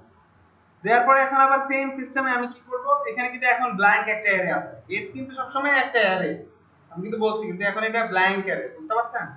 ওকে, যখনই আমি এখানে ধরেন আমি এখানে মিনহাদি দিলাম, লিখে আমি সাবমিট করলাম, সাথে সাথে সাথে দেখেন এই অ্যারেটা কেমন, অ্যারের ভিতরে একটা ডেটা ঢুকে গেছে। পেজ টাইটেলের মধ্যে স্ট্রিং একটা ঢুকছে যেটা হচ্ছে মিনহাদি। এখন আমি যদি এই জায়গায় কি ঢোকাই, সাপোজ আমি যদি এখানে 1 ঢোকাই, সবগুলো কিন্তু স্ট্রিং হিসেবে এসে নিচ্ছে, যাই ঢুকাচ্ছি না কেন। পাইছেন আপনারা? এই যে এর ভিতরে ঢুকছে, গেট এর মধ্যে ঢুকছে, কিন্তু এটাকে আমি ডাম্প করছি। আমরা যদি প্রিন্টার দিই তাহলে কিন্তু পাবো, সেম জিনিসটা প্রিন্টার করলেও পাবো। কিন্তু আমি বলছি ডাম্প করলে কি হবে, সব ক্যারেক্টারিস্টিক সহ দেখাবে। তো এটা যে আসলে একটা অ্যারে, এটা কিন্তু বোঝাচ্ছিল যে প্রথমে লিখছে অ্যারে এবং ওর মধ্যে আইটেম আছে একটা, এবং এখানে হচ্ছে আপনার অ্যারেটা দেখাচ্ছিল, এবং এই যে পেজ টাইটেলের যে আবার ভ্যালুটা, সেটা যে স্ট্রিং সেটাও দেখাইছে সে, বুঝতে পারছেন না? সে কিন্তু কাটা ছিঁড়া করে সব দেখাচ্ছে। কিন্তু যখন আমি প্রিন্টার দিব তখন জিনিসটা কিন্তু এরকম থাকবে না, মানে এরকম ভাবে দেখাবে না এত কিছু, তখন শুধুমাত্র সে সিম্পলি ওই স্ট্রিং স্ট্রিং গুলো দেখানোর তার সময় নেই, তখন আর এগুলো দেখাবে, সেটা পেজ টাইটেলের ভ্যালু দেখাচ্ছে। কি বিষয়টা তাই? অর্থাৎ আমি কি করছি, আমি ওই ভেরিয়েবলটার মধ্যে যে অ্যারে আছে সেই অ্যারেতে আমি ডেটা পুশ করছি ফর্ম দিয়ে। ফর্মটা সাবমিট হওয়া মাত্রই আমার এই যে ডেটাগুলো আমি পাঠাচ্ছি সেই ডেটাগুলো ওইখানকার গেট যে অ্যারেটা আছে সেই অ্যারের মধ্যে পুশ হয়ে যাচ্ছে। পুশ মানে তো বোঝেন, পুশ মানে বোঝেন না, ইন্ডেক্সন পুশ করা তো বোঝেন। ইন্ডেক্সনের মধ্যে কিছু কি থাকে, ওই ভ্যাকসিন বা যে কোনো কিছু থাকে, ওটা জাস্ট পুশ করে দেয় আপনার ভিতরে, তাই কিনা? আপনার ব্লাডের সাথে মিশে যায় বা কিছু ফ্ল্যাশে মিশে যায়, এইরকম জিনিসটা পুশ করে দিচ্ছে। আমি অ্যারেতে পুশ করছি, অ্যারেতে ডেটা পুশ করা যায়, পপ করা যায়, তুলে নেওয়া যায়, বের করা যায়। বুঝতে পারছেন? ওকে, আপনারা একটু সামনে আসলে ভালো হতো, মানে সবার ফেস না দেখলে আসলে না ক্লাসটা বোঝে না। আমরা তাহলে লাইভটার জন্য দেখার উপর ডিপেন্ড করে মাঝে মাঝে এরকম করে করতে হচ্ছে। আমার একটা ব্যাড হ্যাবিট হচ্ছে, আমি ক্লাসে সবসময় দেখি যে কে কি করছে, ঠিক আছে? ভালো। আপনি ল্যাপটপ ইয়ে করে রাখছেন, খুলে রাখছেন, আপনি কিন্তু আমার আবার একটা ক্লাসের টিচার, আমি বলতে পারছি না। না না না, বন্ধ কিছু নাই, কিছু আছে না। কিছু না থাকলেও বন্ধ করতে হবে, কারণ এখানে তো আমার না থাকলে কখনো হবে না, কিছু নাই তো কি হয়। না, এটা বন্ধ রাখাই ভালো। বন্ধ রাখলে যে আমি সবার ফেস দেখতে পাচ্ছি, সবাই আমাকে দেখতে পাচ্ছে, এটা ভালো দিক না? ওকে, তাহলে আমরা এখানে আসি। তো আমরা এখন কথা হচ্ছে কি, পেজ টাইটেলের মধ্যে আমি এই ভ্যালুটা দেখতে পাচ্ছি। এখন এই ভ্যালুটা আমি বের করব, কিভাবে বের করতে পারি? এখন আমি এইখানে যাই, আমরা যেটা কাজ করছিলাম সেটা করি। হ্যাঁ, যেটা করছিলাম, এখানে আমি চাইলে কোড লিখতে পারবো। ওকে, এই যে এটা কিন্তু কি পেজ টাইটেলের মধ্যে না, এই যে অ্যারেটার ইনডেক্স হিসেবে কি ঢুকছে, পেজ টাইটেল ঢুকছে না? তো আমি জাস্ট এইটা দিয়ে ভ্যালুটা বের করতে পারবো। এটা যদি আমি এই অ্যারের মধ্যে দেই তাহলে আমাকে এইটা নিতে হবে। তো আমি কি করলাম, জাস্ট এখানে যে আমি বললাম পেজ টাইটেল, যদি সেট হয় পেজ টাইটেল তাহলে সেটার ভিতরে ঢুকবে, যদি সেট না হয় তাহলে সে ইউজ করবে এখানে। ঠিক আছে? ইউজ করলে আমরা এর মধ্যে পেজ টাইটেলটা ঢুকাই দিব, অর্থাৎ যেটা ডিফল্ট। অর্থাৎ যদি কোনো টাইটেল আমার ওখান থেকে না আসে সেক্ষেত্রে সে আমাকে এটা দেখাবে। আর যদি কোনো টাইটেল সেট হয় তাহলে এই পেজ টাইটেলের ভ্যালুতে আমি ঢুকাই দিব ওই ভ্যালুটা। দেখেন তাহলে বুঝতে পারবেন। এইটুকু অংশ আপনাদের কাছে এইটুকুই এখন ভেজাল মনে হতে পারে, যে আমি একটু আলাদা আলাদা করে দিই, ভাগ করে দিই, তাহলে বুঝতে পারবেন। দেখেন কি করছি এইটুকের মধ্যে, একটু লক্ষ্য করেন দেখি। আমি কারো বুঝতে সমস্যা হচ্ছে কি, খুব সিম্পল জিনিস। প্রথমে আমি ইফ দিলাম, ইফের ভিতরে একটা কন্ডিশন দিচ্ছি। কন্ডিশন সবসময় কিন্তু ইফ হয় ট্রু নে অথবা ফলস। ইফের খাবার হচ্ছে ট্রু অথবা ফলস, সত্য অথবা মিথ্যা।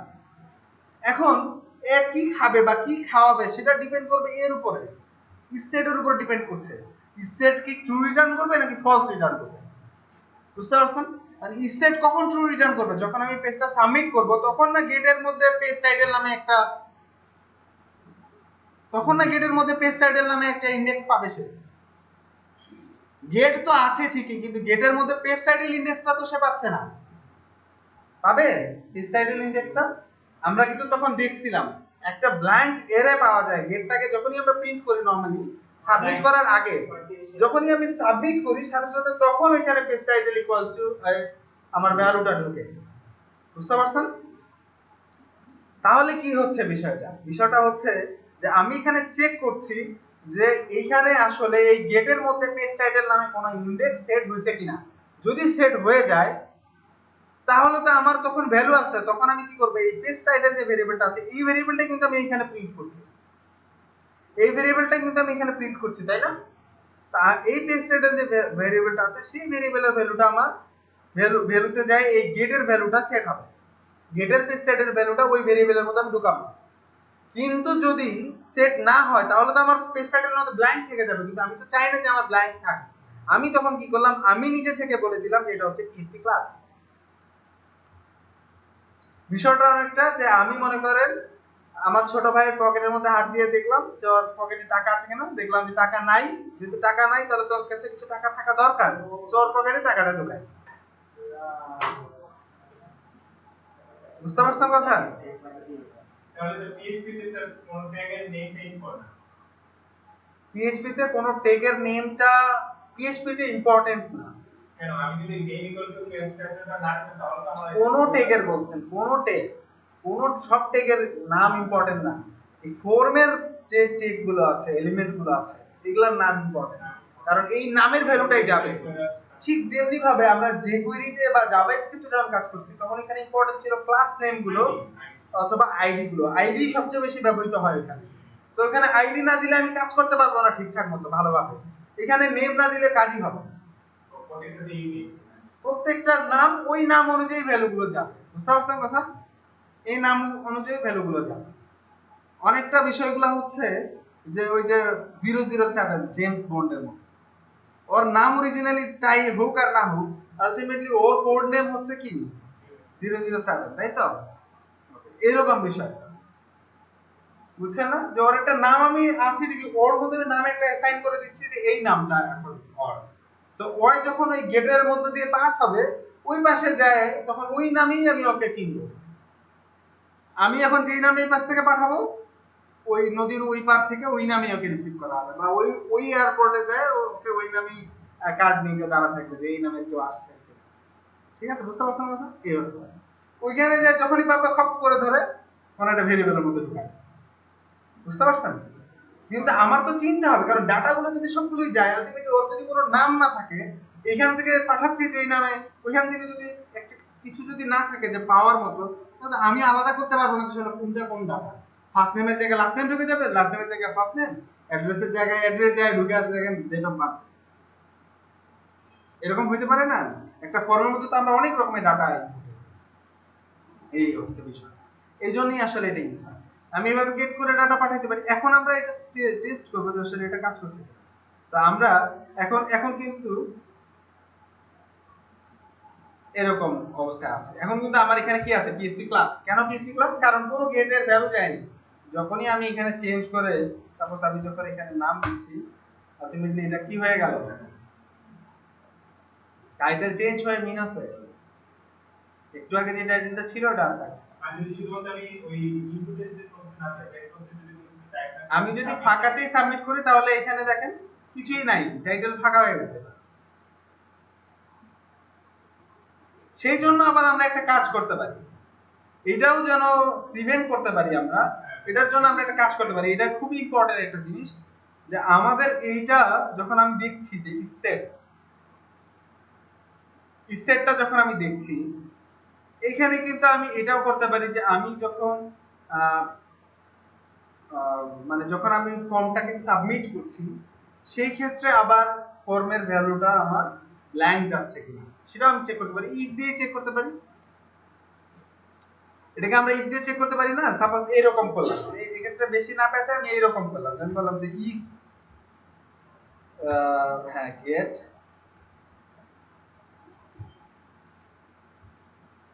গেট পেজ টাইটেল,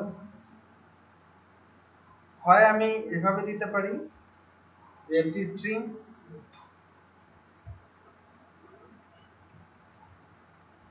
এখানে আমি দিয়ে দিলাম ঠিক আছে। যদি এখানে এটা হয় সেই ক্ষেত্রে আমার মনে করেন আমি পেজ টাইটেলের মধ্যে দিব হচ্ছে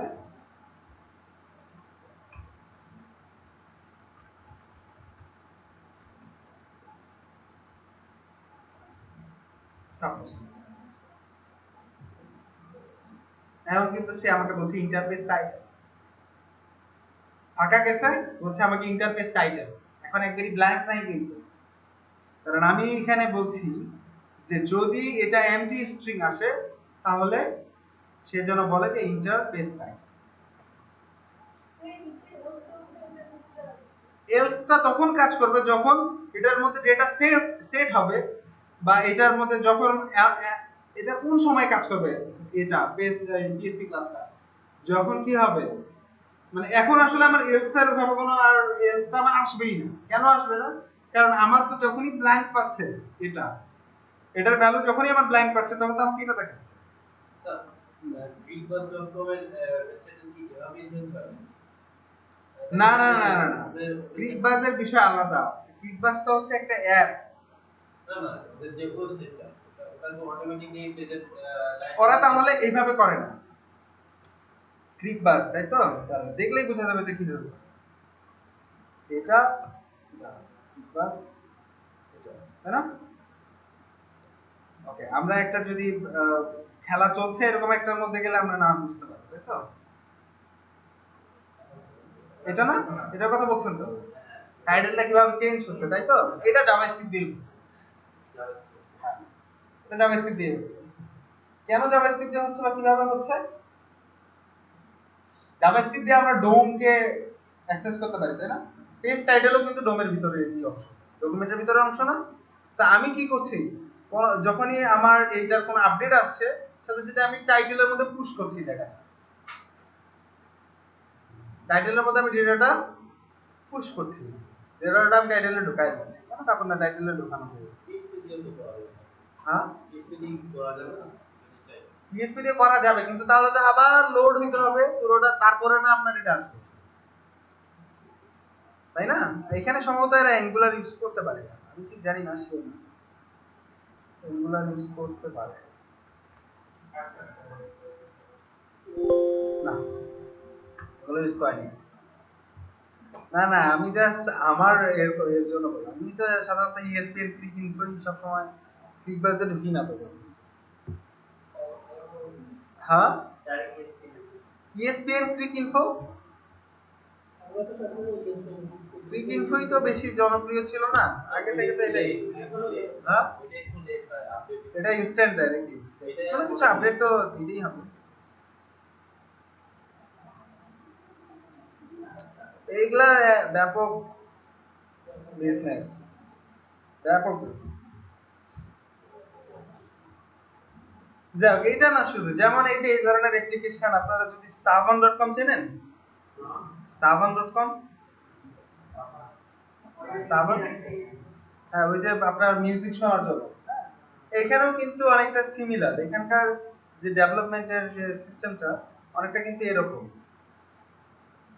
ঠিক আছে? মানে ম্যাক্সিমাম কাজই জাভাস্ক্রিপ্ট দিয়ে করা, ম্যাক্সিমাম কাজ জাভাস্ক্রিপ্ট এখানেই পাচ্ছে, বুঝতে পারছেন? ম্যাক্সিমাম কাজ জাভাস্ক্রিপ্ট দিয়ে করা, ওই জাভাস্ক্রিপ্ট দিয়ে হয়। যাই হোক, আমরা এখানে আসি, তো এইটুকু আপনারা বুঝতে পারছেন কিনা বলেন?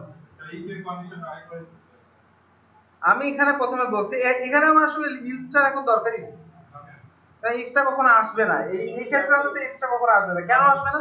কারণ কখনো তো সে যদি এখানে ব্ল্যাঙ্ক পায়, কোনো ডেটা যদি সেভ না হয় সেই ক্ষেত্রে, তবে এই ক্ষেত্রে একটা এতে আসতে পারে, একটা ঝামেলা থাকতে পারে, সেটা হচ্ছে আমি যদি এরকম একটা স্পেস দিয়ে সাবমিট করি তাহলে না আসবেও না।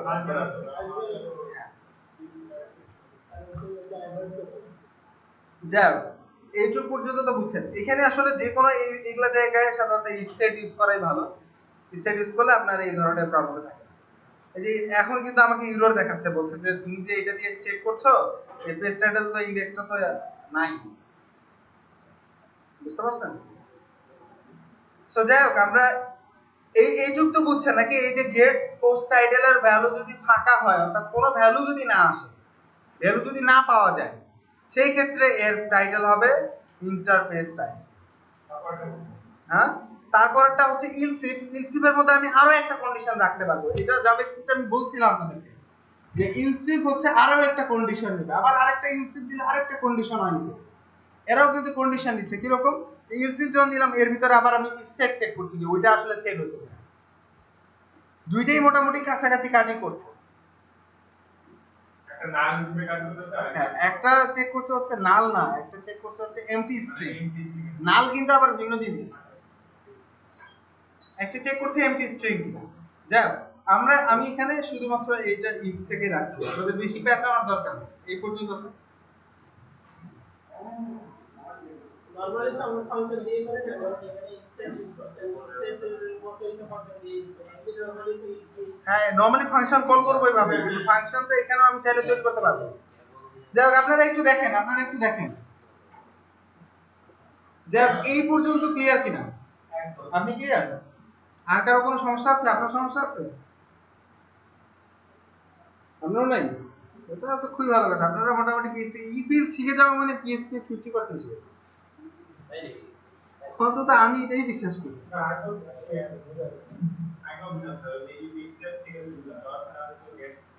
কোনটা কোনটা? তাই বলে আবার সত্যি সত্যি বেওশিয়ানাতে 50% শিখে গেছে এখন তো কিন্তু যাই হোক। হ্যাঁ কি বলছিলেন বল, গেটের পরে ইসেট। হ্যাঁ হ্যাঁ ওকে ওকে। এইটা এইটা এইটার কথা বলছেন না এইটার কথা বলছেন? এইটা আমি তো বললাম যে অ্যারে থেকে আমরা ডাটা বের করি কিভাবে, গতদিন আমরা অ্যারে থেকে ডাটা বের করছিলাম, মনে আছে আপনাদের? কিভাবে ছিল অ্যারেটা?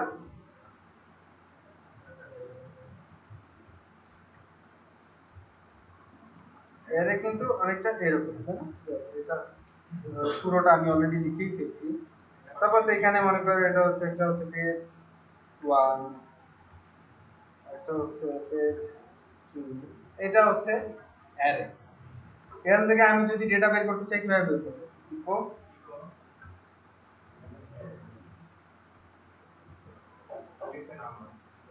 0 দিব, তাই তো?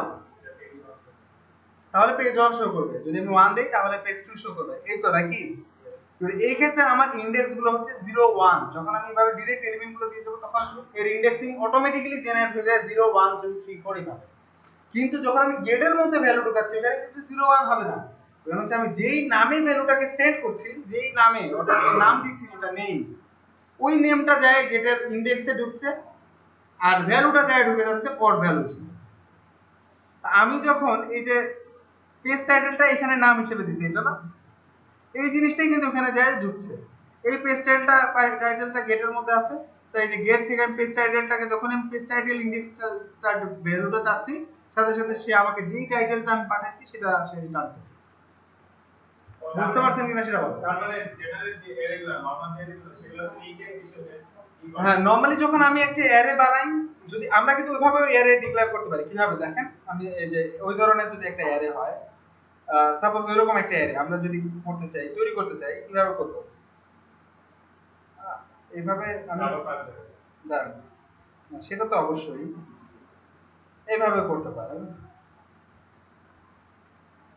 মনে করেন এখানে হচ্ছে নেম, আপনার নাম, এই নেমের মধ্যে ডেটা দিতে চাইলে এইভাবে দিতাম ইকুয়ালের পর, ঠিক আছে? এইভাবে কিন্তু ইকুয়াল, শুধু ইকুয়াল দিলে কিন্তু ঢুকবে না ডেটা। এই জিনিসটা ম্যাক্সিমামই ভুল করে। যখন আমি জেসনে ভ্যালু দিতে চাই তখন আমার দিতে হয় এইভাবে, তাই না? আর এই ক্ষেত্রে আমি দিচ্ছি এইভাবে অ্যারের মধ্যে, পিএইচপি এর অ্যারেতে ডেটা এইভাবে। এইখানে কিন্তু আমার এটা একটা স্ট্রিং, এই নেমটাও কিন্তু একটা স্ট্রিং, সো আমাকে এটাও ডাবল কোটেশনের মধ্যে দিতে হবে। আমি যদি এখানে 0 1 দেই তাহলে আমার ডাবল কোটেশন দেওয়ার দরকার নেই। আমি যদি এখানে 1 দেই তাহলে সেক্ষেত্রে আমার ডাবল কোটেশন রাখার দরকার নেই। নেম, সাপোজ এখানে আমার নাম দিচ্ছি ইনাস, আপনারা নাম হ্যাঁ, এখানে তো ওইটা আমরা HTML থেকে ডেটা নিচ্ছিলাম বলে এখানে আমাদের অ্যাট্রিবিউট দরকার ছিল। এখানে তুমি ডাইরেক্ট একটা অ্যারে বানাচ্ছি, এরকম অ্যারে তো আমার লাগতে পারে। ওকে, নেম দিলাম, তারপরে দিলাম রোল দিলাম 1, ঠিক আছে? তারপরে মনে করেন দিলাম হচ্ছে কি দিতে পারি, ক্লাস, ধরেন ক্লাস হচ্ছে 7, এরকম প্রত্যেকটা কিন্তু আমি কমা দিয়ে আসছি। তাহলে এই লেভেলগুলোতে আমরা কি বলবো? আমি অ্যারেটাকে যদি এখন, হ্যাঁ বলেন, এই লেভেলগুলোতে আমরা কি বলবো? এই যে নেম, রো, ক্লাস, এগুলো এর মধ্যে আপনি বলতে এগুলা হচ্ছে ইনডেক্স, এগুলো তো হচ্ছে ওই আইটেমগুলোর ইনডেক্স। আমি যদি এখন নেম চাই বা এটাতে আমি দিলাম এটা হচ্ছে পার্সন। এখন আমি যদি শুধু নেমটা বের করতে চাই তাহলে আমি ইকো করব এইভাবে, পার্সন ব্র্যাকেট, এইখানে যে আমি যদি নেম দেই তাহলে আমার নেম বের হবে। বুঝলি? এই সেম জিনিসটা এখানে ইউজ হচ্ছে, জাস্ট ওইখানকার পার্থক্যটা হচ্ছে ওইখানে এইভাবে দেওয়া, কারণ এটা একটা স্পেশাল ভেরিয়েবল, ওই অটোমেটিক্যালি ওই গেট থেকে ডেটা নিয়ে ওর মধ্যে ঢোকায়। তাহলে কি স্পেশাল এরে এটা স্পেশাল অ্যারে, হ্যাঁ স্পেশাল অ্যারে বলতে এটা একটা স্পেশাল ভেরিয়েবল, ভেরিয়েবলের ভিতরে অ্যারে আছে। যেমন এই পার্সনটা তো অরিজিনালি একটা এটা একটা ভেরিয়েবল, কিন্তু ওর মধ্যে যখন আমি অ্যারে ঢুকাচ্ছি তাহলে ওটাও তো একটা অ্যারে। বুঝতে পারছেন?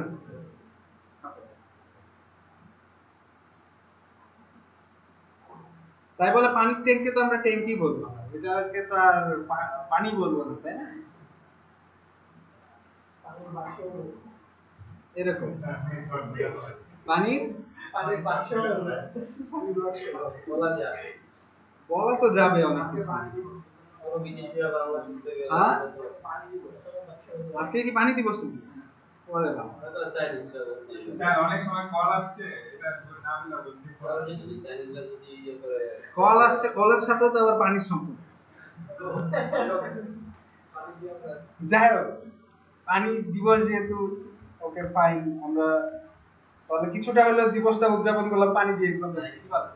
যাই হোক, তা আমরা এখানে আসি, এটুকু পর্যন্ত আপনারা বুঝতে পারছেন কিনা বলেন? অ্যারের স্ট্রাকচারটা বুঝছেন কিনা?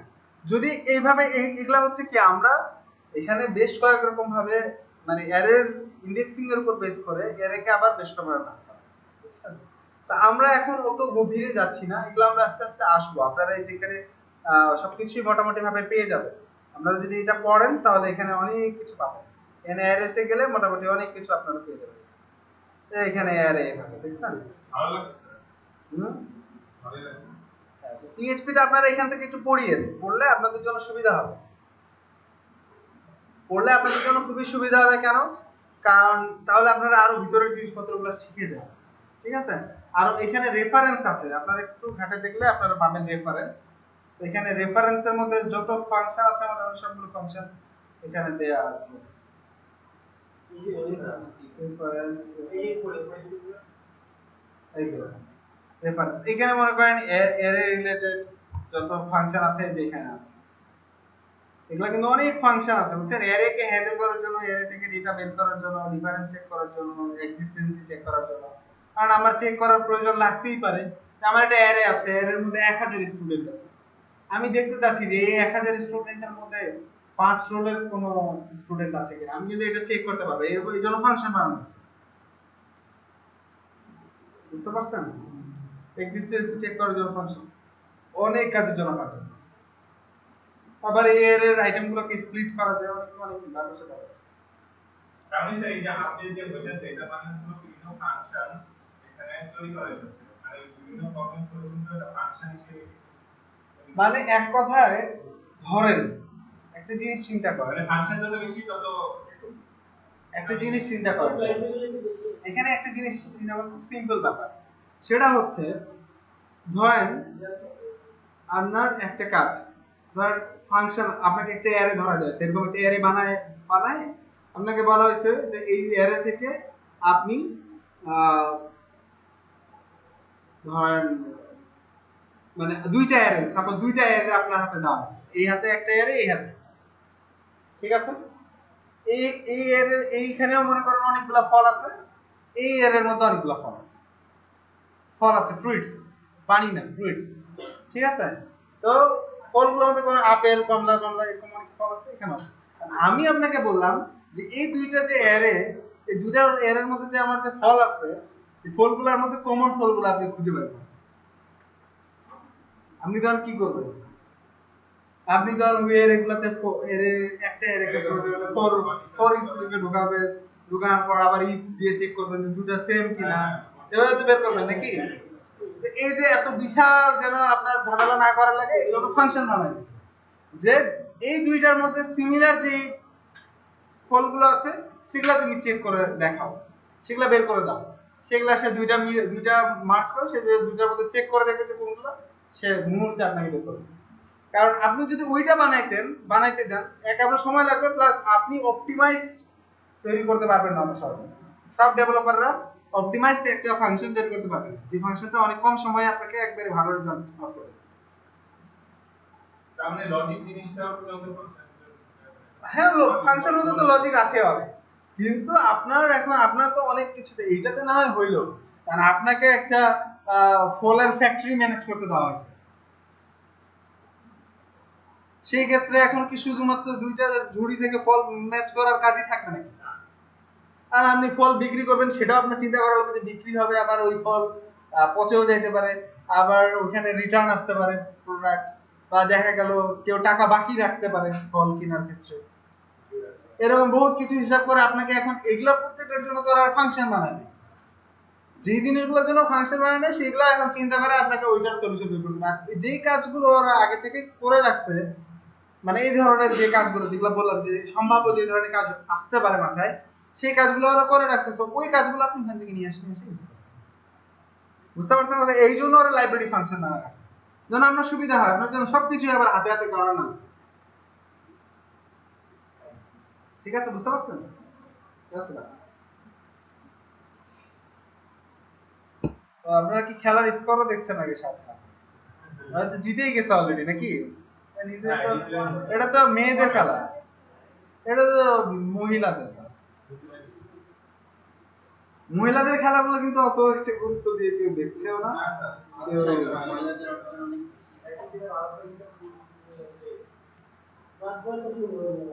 না, একই সাথে তো প্রায় শুরু হয়েছে। এটা একসাথে শুরু হয়েছে। সাথে শুরু হয়েছে না? আমি বলতেছি বিশ্বকাপটা মাত্র কয়েকটা শুরু হয়েছে। কে বলছে? খেলা তো অনেকগুলো হয়ে গেছে। না না, আমি মেয়েদের বিশ্বকাপ সেটা হোক, কিন্তু কথা হচ্ছে মেয়েদের আসলে ক্রিকেটে খুব বেশি মানুষের অতটা এ নাই। টেনিসে কিন্তু আছে, টেনিসে আছে, টেনিসে আছে, সাঁতারে আছে বা দৌড়ে আছে, কিন্তু ক্রিকেটে এখন পর্যন্ত অতটা। হকিতেও আছে বোধহয়, মেয়েদের হকিও তো দেখি ফুটবলও, ক্রিকেটও হয়ে যাবে।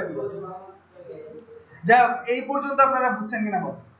যদি এই পর্যন্ত বুঝে থাকেন তাহলে আমি তারপরে নিতে চাই। এরেটা মোটামুটি তো আপনাদের মাথায় আসছে যে এরে দেখতে কেমন হয়, এরকম দেখতে হয়, সুন্দর কিন্তু। যাই হোক, বলেন।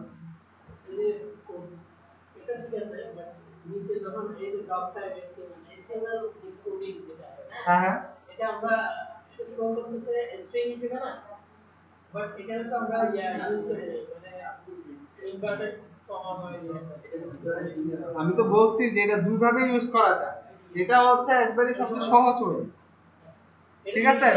হ্যাঁ হ্যাঁ, অবশ্যই আপনি তো যে সিস্টেমের পেজের মধ্যে করে স্কুল। এখন আমরা একটা মজার জিনিস করব, সিম্পল, খুব মজার, কিন্তু অল্প সময় লাগবে, খুব গুরুত্ব দিয়ে দেখবেন। নাম বলার দরকার নেই, নাম তো আপনাদের কাজ দেখলেই নাম বুঝতে হবে। সবকিছুর নাম শোনা লাগে নাকি? এখানে যদি বলি যে ক্যাটরিনা ফাংশন দেখবো তাহলে আমি সময় বলো। যাই হোক, কথা হচ্ছে আসি আমরা। এখন দেখেন আমরা যেটা করি, যে আমি যেটা বললাম স্পা করি, স্পা। ঠিক আছে, সবাইকে বলার দরকার নেই, কি রে ভাই আমার স্পা করে। ব্যাপার সেবার এরকম আছে, বুঝছেন কেমন? আমি তো বাইরে গেলে মানুষজন বললে বোঝে না যে আসলে কি করি। ওয়েব ডেভেলপার বললে বোঝে না, প্রোগ্রামার বললে কেউ কেউ বোঝে, অনেকে আবার কম্পিউটার ইঞ্জিনিয়ার বললে বোঝে, এরকম বহুত রকমের ঠেকরা আছে। অনেকে আবার এগুলা কোনোটাই বুঝবে না। গ্রামগঞ্জে গেলে তো মহাবিপদ। গ্রামগঞ্জের মধ্যে আমাদের বাসার পাশে রেজিস্ট্রি অফিস, ওইখানে যে টাইপিস্টরা টাইপ করে আমাকে মনে করে ওরা ওইখানে শুধুমাত্র ওইখানে বসে করে, আমি এটা ঢাকায় বসে করি। পার্থক্য হচ্ছে যে ওরা আমার থেকে অনেক ভালো কাজ করে, কারণ ওদের টাইপের স্পিড আমার থেকে অনেক বেশি, আর আমি ওদের মতো অত ভালো কাজ করি না। যেহেতু ঢাকায় করি, টাকা একটু বেশি পাবো, এটা তো স্বাভাবিক ব্যাপার, তাই না? এই হচ্ছে হিসাব। বুঝি না মানে, কারণ কথা হচ্ছে আরে বাবা না, অবশ্যই এটা না, এটা কথা হচ্ছে পোশাক কোনো বোঝে না। আমার বাড়ি তো গ্রামে, বুঝছেন? ওদেরকে মানুষ এত কিছু বোঝে না যে প্রোগ্রামিং করে, এরা সফটওয়্যার বানায়, সফটওয়্যারই তো জানে। তো এরা তো এত কিছু বোঝে না, ওরা খালি বোঝে যে কম্পিউটার জিনিসটাই হচ্ছে খালি টাইপ করা যায়, প্রিন্ট করে বাইর করার জন্য। টাইপিং আগে যেটা আমরা ওই ইয়েতে করতাম, এটা টান দিয়া কি ছিল, টাইপরাইটার, টাইপরাইটারের কাজটা কম্পিউটার করে। বাড়তি সুবিধা হচ্ছে সিনেমা দেখা যায় এন্টারটেইনমেন্টের জন্য, গানও শোনা যায়। মজার ব্যাপার হচ্ছে আমি গেছি একবার ওই এক আঙ্কেলের বাসায়, আমার ফ্রেন্ডের আঙ্কেল, আমিও গেছি। যাওয়ার পরে তো আঙ্কেল জিজ্ঞেস করছে আমাকে, উনার ভাইসটা কি করে সেটা তো জানে, আমি কি করি সেটা তো আর জানি না। আমি জিজ্ঞেস করছি বাবা তুমি কি করো? বলছে আঙ্কেল আমি তো প্রোগ্রামিং করি। বলে হ্যাঁ ইদানিং তো আসলে তোমাদের এই ব্লগার টোগার নিয়ে বহুত কিছু শোনা যাচ্ছে। বলে তুমিও কি এরকম কিছু করো নাকি? বলছি না আমি অতটা খারাপ আমি না, আমি অতটা করি না। মানে কোথায় আমি প্রোগ্রামার বলছি সে বুঝে নিচ্ছে হচ্ছে আমি ব্লগার। শুনতে ভুল করছে কিন্তু আলটিমেটলি জিনিস তো মোটামুটি কাছাকাছি। যাই হোক বাদ দেন। তো এরকম আর কি। হ্যাঁ না আমি অলরেডি অনেক কিছু করাইছি, তো বেশি কিছু করা হলো যে মাঝখানে একটু গল্প করছি। তো আসি আমরা এখানে। কথা হচ্ছে আমি একটু আগে আপনাদেরকে বললাম যে আমরা স্পা করি তাই না, স্পা। স্পাটা এখন আমরা কিভাবে করবো সেটা দেখব। ওকে আমরা এখানে এর আগে কখনোই আমরা সিএসএস এ হাত দিই নাই, আজকে একটু দিব। হ্যাঁ টাইপ করতেছেন কি কোন পেজ? Single page application. শুনতে কিন্তু ভালোই শোনা যায় তাই না স্পা। তো জিনিসটা একটু আগে অন্যরা দখল করে নিচ্ছেন। হ্যাঁ সিঙ্গেল পেজ অ্যাপ্লিকেশন রাইট। তো এখানে আমরা স্টাইল নিলাম style dot CSS. Single page application কেন বলা হচ্ছে এটাই কিন্তু আমরা এখন দেখব। ঠিক আছে যদিও একটু সনাতন পদ্ধতিতে, সনাতন তো বোঝেন অনেক আগের পদ্ধতি আছে পুরাতন। যা আদিম বা প্রবীণ বা যেটাই বলেন এগুলো নিয়ে আমার মাথায় ব্যথা নাই। যাক এখানে দাঁড়ান এক সেকেন্ড আমি আমি আগে শেষ করি, আমাকে এখন করতে যাচ্ছি তারপরে না বলেন বলেন তার কি বলছে অন্য কিছু।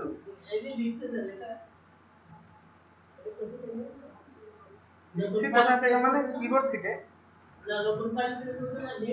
হ্যাঁ ওই যে বলছি তো আপনাদেরকে বলছি না যে একটা প্যাকেজ ইনস্টল করবেন অ্যাডভান্স নিউ ফাইল, ওটা দিয়েই হবে এই কাজ।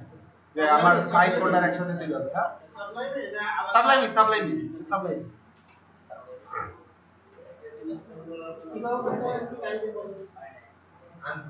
অলরেডি এই যে প্যাকেজ কন্ট্রোল তো দেখছেন নাকি, প্যাকেজ কন্ট্রোল এখান থেকে এই যে ইনস্টলে যাবেন, এখান থেকে নিউ সার্চ করবেন তাহলে নিউ সার্চ করবেন, এড অ্যাডভান্স নিউ বা এড স্পেস দিয়ে নিউ দিলেও পেয়ে যাবেন। এদের এর সার্চ অনেক সুন্দর, যেমন সিও দিলে সিও রিলেটেড যত কিছু আছে চলে আসছে। এইখানে অনেক মজার ব্যাপার আছে, এখানে মজার ব্যাপারটা হচ্ছে এরকম, এটা না মজার ব্যাপারটা হচ্ছে এরকম যেখানে যদি অনেক ফাইল মনে করেন 1000 ফাইল আছে, এরকম অ্যাপ্লিকেশন কিন্তু হয় যে 1000 2000 3000 ফাইল আছে ফাইল, কারণ এই ফাইলটা খুঁজে বের করা আপনার জন্য একটু টাফ টাফ কিনা। সেক্ষেত্রে কিন্তু এটা ইজিলি করা যায়। কিভাবে করা যায়? Control P, control P use করে পারবেন। হ্যাঁ মনে করেন এই যে অ্যাবাউট আমার ওই পেজেসের ভিতরে আমি about.php নামে একটা পেজ বানাইছি, জাস্ট আমি এ চাপ দিলাম এই যে about.php চলে আসে, এন্টার দিলাম about.php খুলে গেল। কি করলাম? কন্ট্রোল পি, জাস্ট যত ফাইল আমরা যদি 10000 ফাইল থাকে 10000 ফাইলের লিস্ট এখানে চলে সার্চ করবেন খুব ইজিলি। .php যদি শুধু .php ফাইলগুলো দেন শুধু .php দেন, .php যত ফাইল আছে সব চলে আসে। Control P control P. Okay হ্যাঁ হ্যাঁ এটা শিখতে একটা টিউটোরিয়ালের দরকার আছে। আমি আপনাদের বলছি আপনারা ইউটিউবে ঘাটবেন, আপনারা বোধহয় ঘাটেন নাই, দেখেনও নাই।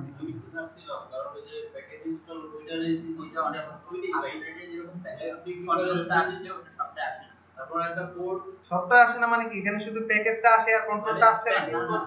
কন্ট্রোল যে দেখা আছে এটা পাওয়া যায়। এটা পাচ্ছেন না মানে এটা পাওয়া যায় পরে একটা কোড কপি করে পেস্ট করে নিচে এভাবেই তো করতে হয়, কনসোলে দিতে হবে। এভাবে হচ্ছে না? তারপর তাহলে তো হয়ে গেছে। ওই কন্ট্রোল এটা এভাবেও করা যায়, কন্ট্রোল শিফট পি তারপরে এখন আপনি যা করবেন। আপনি যদি প্যাকেজ ইনস্টল করতে চান তাহলে এভাবে দিবেন পিএসসি ইনস্টল, বাস এই যে দেখেন প্যাকেজ কন্ট্রোল ইনস্টল প্যাকেজ চলে আসছে। সার্চটা খুবই উন্নত, এই সার্চিং টেকনিকটাকে কি যেন বলে আমার ঠিক মনে নাই।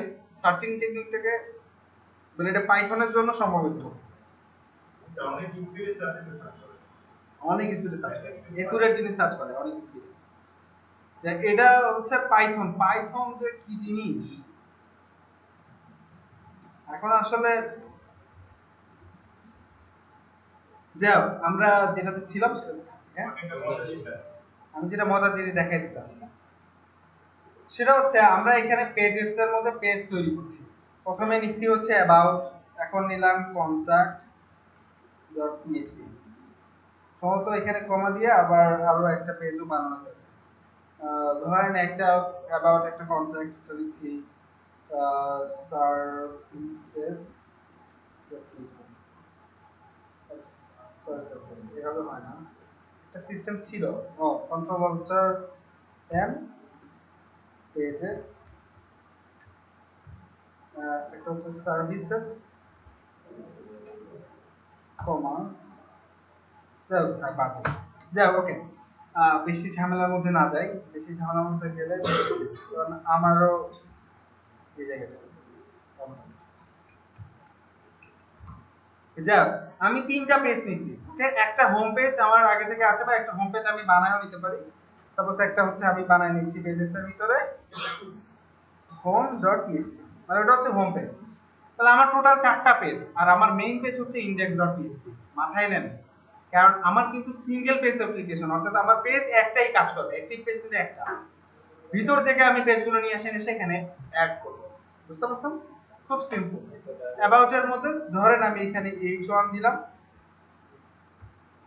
এখানে লিখলাম অ্যাবাউট আস, ওকে। এখানে আমি টেক দিচ্ছি, অথবা এভাবে ডামিও কিছু দিতে পারি। সরি, হবে না, লরেন লিখি তাহলে আসবে। আসেন, ওকে। তাহলে এখন আমরা অ্যাবাউট এর মধ্যে অ্যাবাউট দিলাম, কন্ট্রাক্টের মধ্যে দিচ্ছি হচ্ছে h1 এর মধ্যে আমরা দিব কি লিখবো যেন, মনে করেন এটা কন্ট্রাক্টর,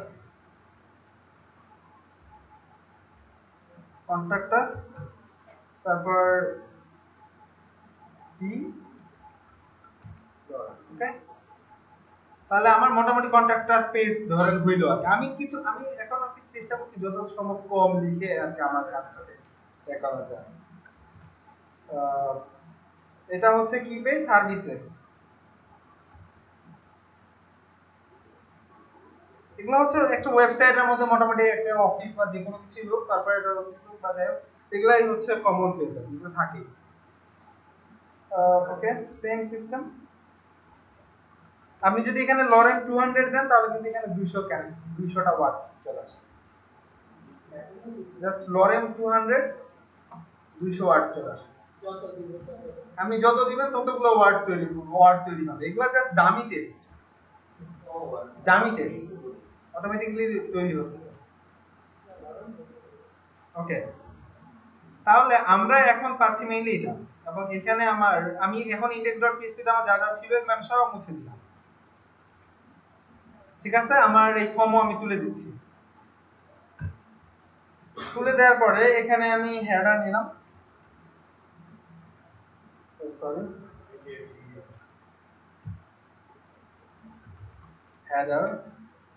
হেডারের ভিতরে আমি h1 দিচ্ছি, এটার ভিতরে আমি লিখবো হচ্ছে মাই ওয়েবসাইট, ওকে। আর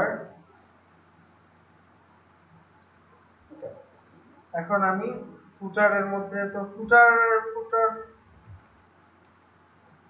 ডিটেক্ট এর ভিতরে যে আমি বললাম যে কপিরাইট,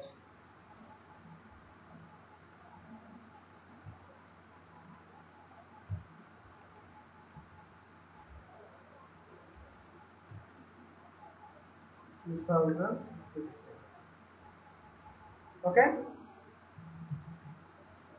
ঠিক আছে। আর এর মাঝামাঝিতে এইখানে যায়, এখানে যদি আমার নেভিগেশন হয় তাহলে আমার আসছে হচ্ছে নেভ, এর ভিতরে ইউএল এর ভিতরে এলআই, ওকে। এবং এলআই আমার দরকার মোটামুটি হচ্ছে 4টা, ওকে। কারণ এখানে যে আমার প্রথমটা হচ্ছে হোম, তারপর একটা হচ্ছে কি অ্যাবাউট,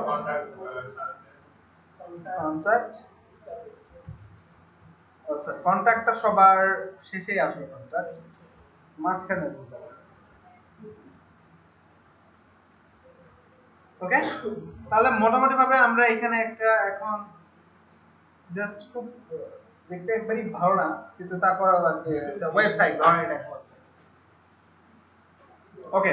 এখানে আমরা একটা কি করবো, আমাদের কন্টেন্ট গুলো আসবে। এখানে আমি একটা সেকশন নিচ্ছি, সেকশনের ভিতরে আর্টিকেল, এবং এইখানে আমার কন্টেন্ট গুলো। এখন আমার পেজ বানানো আছে কোথায়, এইখানে হোম পেজ কোথায়, এখানে না। আমরা ওই পেজটাকে কিন্তু এখানে ইনক্লুড করতে পারি, কি করতে পারি, ইনক্লুড করতে পারি। ওই পেজটা আমার এখানে চলে আসবে, কিভাবে আসবে, জাস্ট আমি এখানে দিলাম ইনক্লুড, এভাবে ডাবল কোটেশনের মধ্যে আমি জাস্ট পেজেস এর ভিতরে আমার ফাইলটা আছে, তাই না, পেজেস, তার ভিতরে আমি এখন হোম ডট পিএইচপি। এখন হোম পেজের মধ্যে কিন্তু আমি কিছুই দিই না, হোম পেজ আমি এখানে লিখেই দেই যে এটা হচ্ছে আমার h1, এখানে আমি বলছি যে ওয়েলকাম টু মাই ওয়েবসাইট, ওকে।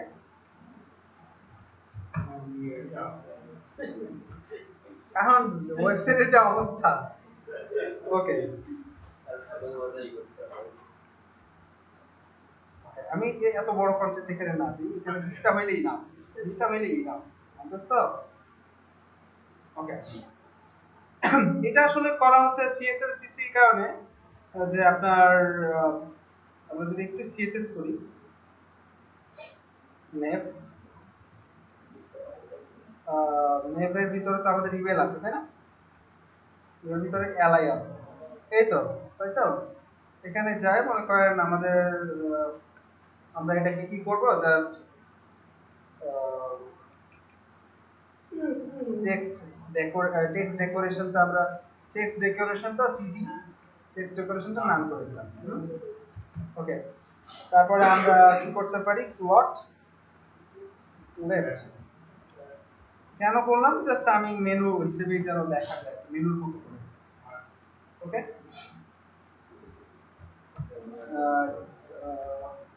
আমার যে নেক্সট আছে, আচ্ছা আমরা তো h1টা, এটা h1টা ওর ভিতরে ঢুকলো কেন,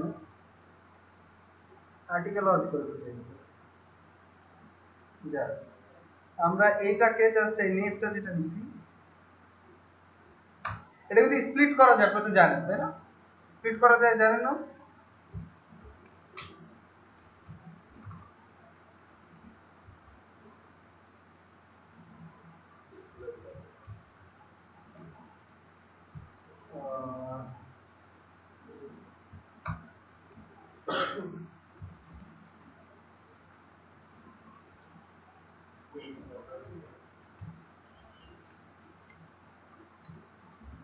কি ব্যাপার, এইখানে ঢুকে গেছে, তো এই নাম দেওয়াতে বোধহয় একটু বেশি ইয়ে করবে, মাইন্ড করবে, যাই হোক সমস্যা না, আমরা এটাই ভেবে রাখি। আমি সিএসএস এ যাচ্ছি না, কারণ আমি নর্মালি সিএসএস করি না, তো আমার একটু ঝামেলা হবেই, ঠিক আছে। যাই হোক, কথা হচ্ছে আমাদের এটা হেডার, আমরা দেখছি এটা ফুটার, এটা হচ্ছে আমাদের কন্টেন্ট, দেন এটা আমাদের টাইটেল, আর এটা হচ্ছে আমাদের এই পেজের মধ্যে আমাদের index.php, যার এখানে আমাদের পেজ টাইটেলটাও আছে।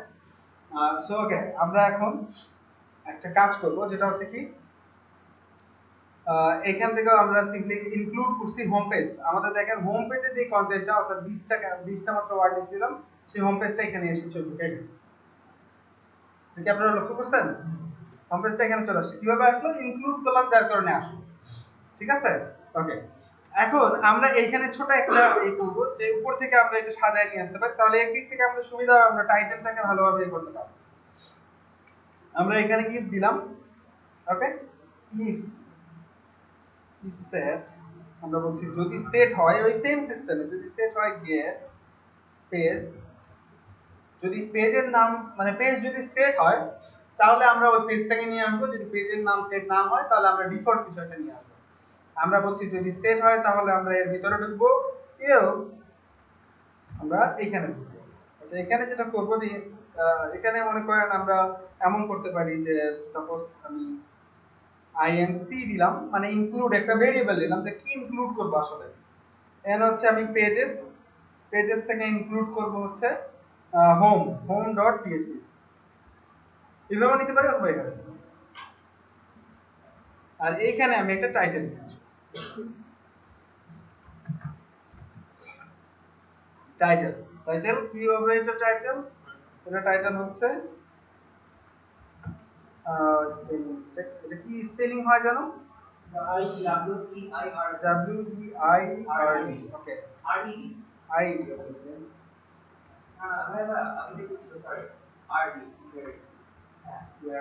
ওকে ওকে, তাহলে আমরা কি করলাম? টাইটেলটা বললাম, যেটা হচ্ছে পেজ টাইটেল। আসলে আমি টাইটেলটাকে টাইটেলই লিখি এখন, একটু মানে শর্টকাট করছি, খুব সিম্পল। মানে এটা হচ্ছে আমার পেজের টাইটেল। তাহলে আমরা এখন এখানে যাই, একটু আগে যে টাইটেলটা ছিল না, আসলে টাইটেলটা আমার শো করছে। ঠিক আছে? এখন এই পর্যন্ত না হয় ঠিক আছে, কিন্তু আমাদের এগুলোতে আসলে আরেকটা জিনিস আমরা এখানে মিস করে গেছি, সেটা হচ্ছে এটার পাশাপাশি আমাদের এটা অ্যাঙ্কর দিতে হবে। অ্যাঙ্কর দিতে হবে, মানে লিংক করতে হবে আর কি। ওকে, ঠিক আছে। এখানে আমি লিংক করব ডিরেক্ট index.php কে। ওকে, জাস্ট আমি এখান থেকে এখানে আসলাম। index.php যদি আপনারা নাও দেন তাতেও কিন্তু কোনো সমস্যা নেই, জাস্ট আপনি এইভাবে দিয়ে রাখলেও হ্যাশ না, হ্যাশ দেওয়া যাবে না, এইভাবে দিতে হবে, হ্যাশ দেওয়া যাবে না, দিয়ে সমস্যা আছে। যাক, আমরা এইখানে এইভাবে করতে পারি, শর্টকাটে করতে পারি, অথবা আমরা এইখানে অথবা এটাকে index.php বললাম। এখন আপনারা যেহেতু শিখছেন, আপনারা সিম্পলি index.php দিয়ে শিখেন। আমরা এইখানে কিন্তু কোনো index.php কিছু উল্লেখ করছি না, আমি ডিরেক্ট দিলাম একটা প্রশ্নবোধক সাইন, দেওয়ার পর আমি বললাম যে পেজ ইকুয়াল টু হচ্ছে অ্যাবাউট এন্ড দিয়ে কিন্তু আমি আরো একটা ভেরিয়েবলকে এখানে পাঠাতে, আরেকটা ডেটা পাঠাতে হবে। কিরকম? তাহলে এখানে আমি একটা পাঠাচ্ছি টাইটেল ইকুয়াল টু, আমি বলছি এটা হচ্ছে অ্যাবাউট আস। আপনারা কি বুঝতে পারছেন কিছু? আমি কি করলাম? পেজের নাম পাঠাইলাম, অ্যাবাউট পেজ আমার দরকার, টাইটেল দিয়ে দিলাম অ্যাবাউট আস, টাইটেলটা সহ আমি পাঠাচ্ছি। আমি যখনই কোনো লিংকে ক্লিক করব, আলটিমেটলি আমার টাইটেল সহ যাবে। এখানে একটা ঝামেলা হয়েছে, কোথায় ঝামেলা হলো? ও, এখানে আমি ক্লোজ করে নিই। ওকে, সার্ভিসেস সেম জিনিস। ও, যাক, এটাই পুরোটা মিলে এ করলেই হয়তো ভালো হইতো আর কি। আসলে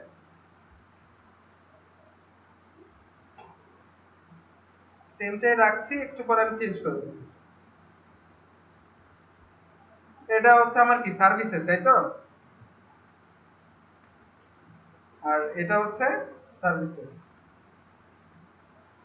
এটা হচ্ছে কন্ট্রাক্টস, এটা হচ্ছে কন্ট্রাক্ট। এই পর্যন্ত কারো কোনো সমস্যা আছে কিনা বল? কিসে? হ্যাঁ, এন্ড মানে তো আমি বলেই দিলাম আপনাদেরকে, যেটা হচ্ছে কি বোঝাইছে। এন্ড মানে হচ্ছে এখানে এম্পারসেন্ট, আর কি এম্পারসেন্ট ইউজ করতে কেন? যে একটার সাথে আরেকটা যোগ করলাম, আরো একটা যদি আমি পাঠাই, তাহলে আবার এন্ড দিয়ে আবার বলবো যে ধরেন আমি তার সাথে পাঠাইলাম হচ্ছে টাইটেল পাঠাচ্ছি, এখন একটু পরে পাঠাইলাম ডেসক্রিপশন, আবার এন্ড দিয়ে প্রত্যেকটা কিন্তু এই যে ভেরিয়েবলের নামগুলো আমি যে ফর্মের মধ্যে যেটা আমি নেম দিচ্ছিলাম, ওইটা আমি ডিরেক্ট এখানেই দিচ্ছি, পেজ ইকুয়াল টু সার্ভিসেস। এটা কি services? Okay, services. Title equal to services. আমি যেটা ফর্ম থেকে পাঠাচ্ছিলাম ওটা আমি ডিরেক্ট দিচ্ছি, এখন আমি নিজেই লিখে দিচ্ছি। কথা বুঝতে পারছেন কিনা বলেন? টাইটেল না দিলে সমস্যা, মানে টাইটেল চেঞ্জ না হলে তো অ্যাবাউট আস পেজে থাকবে, তাও তো আপনাকে উইয়ার্ড ওয়েবসাইটে শুধু দেখাবো। আমরা এটা আরেকটু সুন্দর করে দিতে পারি, সেটা কি রকম? যাক, থাক, আপাতত থাক, এভাবেই থাক। আমরা করতে পারলে আসলে অনেক কিছুই করা যাবে। ওকে, আমরা এই অবস্থায় ছিলাম। এখন আমরা অ্যাবাউটে ক্লিক করলাম, বাট আমার এই হেডারও চেঞ্জ হয়নি, আমার টাইটেলের মধ্যে তো ঝামেলা লেগেই গেছে, আমার কন্টেন্টও চেঞ্জ হয়নি। চেঞ্জ হয়েছে? চেঞ্জ হয়েছে, বাট আমার তো চেঞ্জ হওয়া দরকার। কিভাবে চেঞ্জ করবো? আমি জাস্ট এইখানে চলে যাবো। এবার আমি এখান থেকে যে ইনক্লুডটা নিছি না, আমি এটা এখানে যেটা আমি দিছি সেটা আমি এইভাবে না রেখে আমি এটা এইভাবে রাখবো। আমি এই ইনক্লুডটা এখানে বসালাম এবং এখানে একটা ডট দিলাম। বুঝতে পারছেন কিনা বলেন? আমি ওই যে ইনক্লুড যেটা ভেরিয়েবল, সেই ভেরিয়েবলটা এখানে নিয়ে এসে বসাইছি, এবং তারপরে আমি একটা ডট দিছি, ডট মানে কনকেট, কনকেট করে ডট পিএসপিটা সে এখানে লাগাই দিই।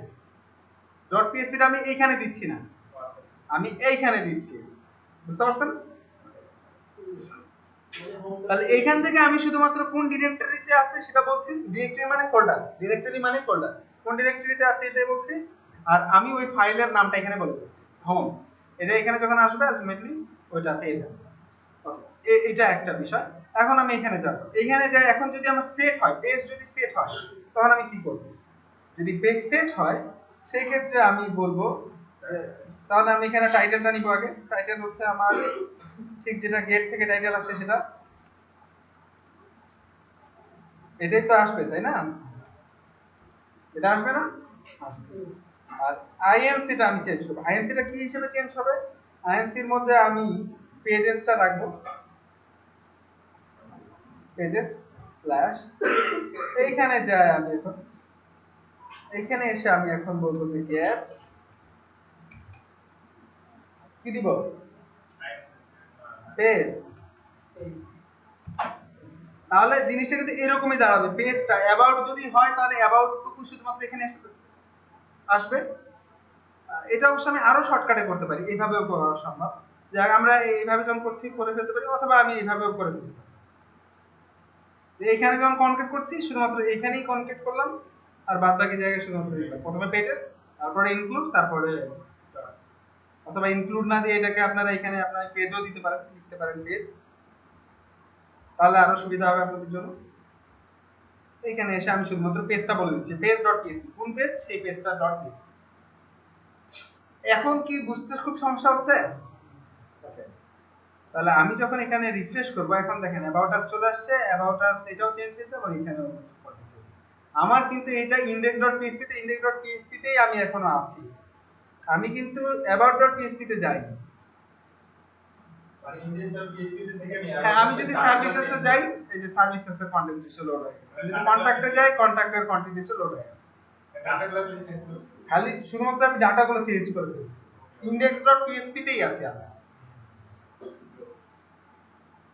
বুঝতে পারছেন? এতে সুবিধা কি? এতে অনেক সুবিধা আছে। কিরকম সুবিধা? আমার যদি কোনো সিকিউরিটির প্রয়োজন হয় তাহলে আমি যদি এই index.php দিয়ে শুধু সিকিউরিটি দিয়ে দিই, আর কোথাও আমার সিকিউরিটি দেওয়ার দরকার নেই, ভিতরের পেজ অটোমেটিক্যালি সিকিউরিটি দিয়ে দেবে। আর আমার যখন ডেটাবেসের কানেকশন, ডেটাবেসের কিন্তু কানেকশন থাকে, ডেটাবেসের কানেকশন যদি শুধুমাত্র index.php তে দিই, অ্যাবাউট কোনো পেজের মধ্যে আমি দিলাম না, তাহলে অ্যাবাউট পেজের মধ্যে যেহেতু আমার ডেটাবেসের কানেকশন নাই, সো about.php যদি কেউ ঢুকতেও পারে, এভাবে যদি কেউ ঢুকেও পড়ে, এভাবে ঢুকতেও পারে কেউ, তোমার কারণ পেজেস দিয়ে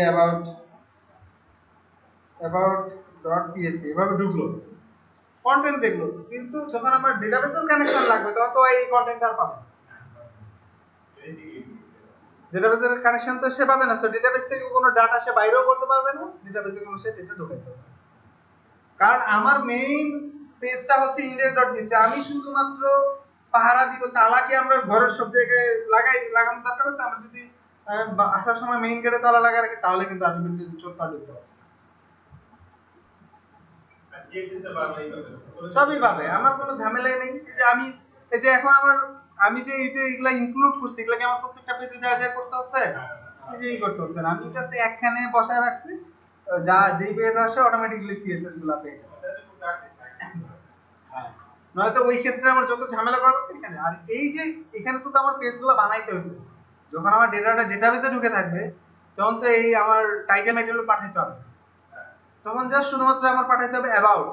যদি আমি অ্যাবাউটটা পাঠাই দিই অথবা একটা আইডি দিই, যে যাই দিই না কেন, ওই আইডি দিয়ে সে যায় ডেটাবেস থেকে ডেটাগুলো তুলে নিয়ে আসবে, সব ডেটা তুলে নিয়ে আসবে, নিয়ে আসে সে সবগুলো ডেটা দিয়ে দেবে। তবে আমি টাইটেল পাবো, মেটা ডেসক্রিপশন পাবো, মেটা কিওয়ার্ড পাবো, যা আছে সব পেয়ে যাবে। ডেটাবেসের ভিতরে সব ঢোকানো আছে, ওর শুধুমাত্র একটা মাত্র ইউনিক আইডি থাকে, ওই আইডিটা ওকে দিলেই ওইটার সব ডেটা আমাকে দিতে হবে। কনসেপ্টটা ক্লিয়ার কিনা? কনসেপ্ট ক্লিয়ার হলে কিন্তু আলটিমেটলি আপনারা কাজ করতে পারবেন, কোনো সমস্যা নেই।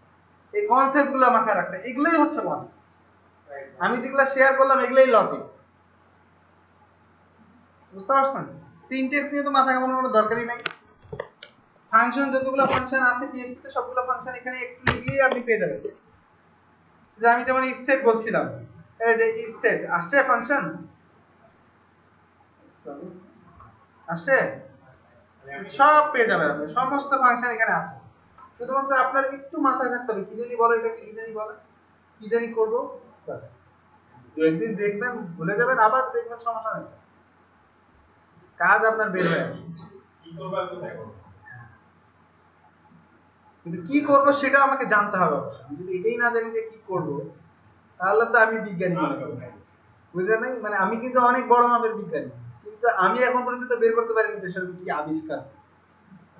মানে এই প্রশ্নের উত্তরটা যদি আমি পেয়ে যাই যে কি আবিষ্কার করা যায়, তাহলে আলটিমেটলি আমি কিন্তু বড় আবিষ্কার তো আমি ঠিকই করে ফেলবো, খালি আমার মাথায় তো আসতে হবে যে এটা আসলে আবিষ্কার করা যায়, এটা এখনো হয় না, এটা এখন আসে নাই, বা এটা এখনো কেউ আবিষ্কার করে না।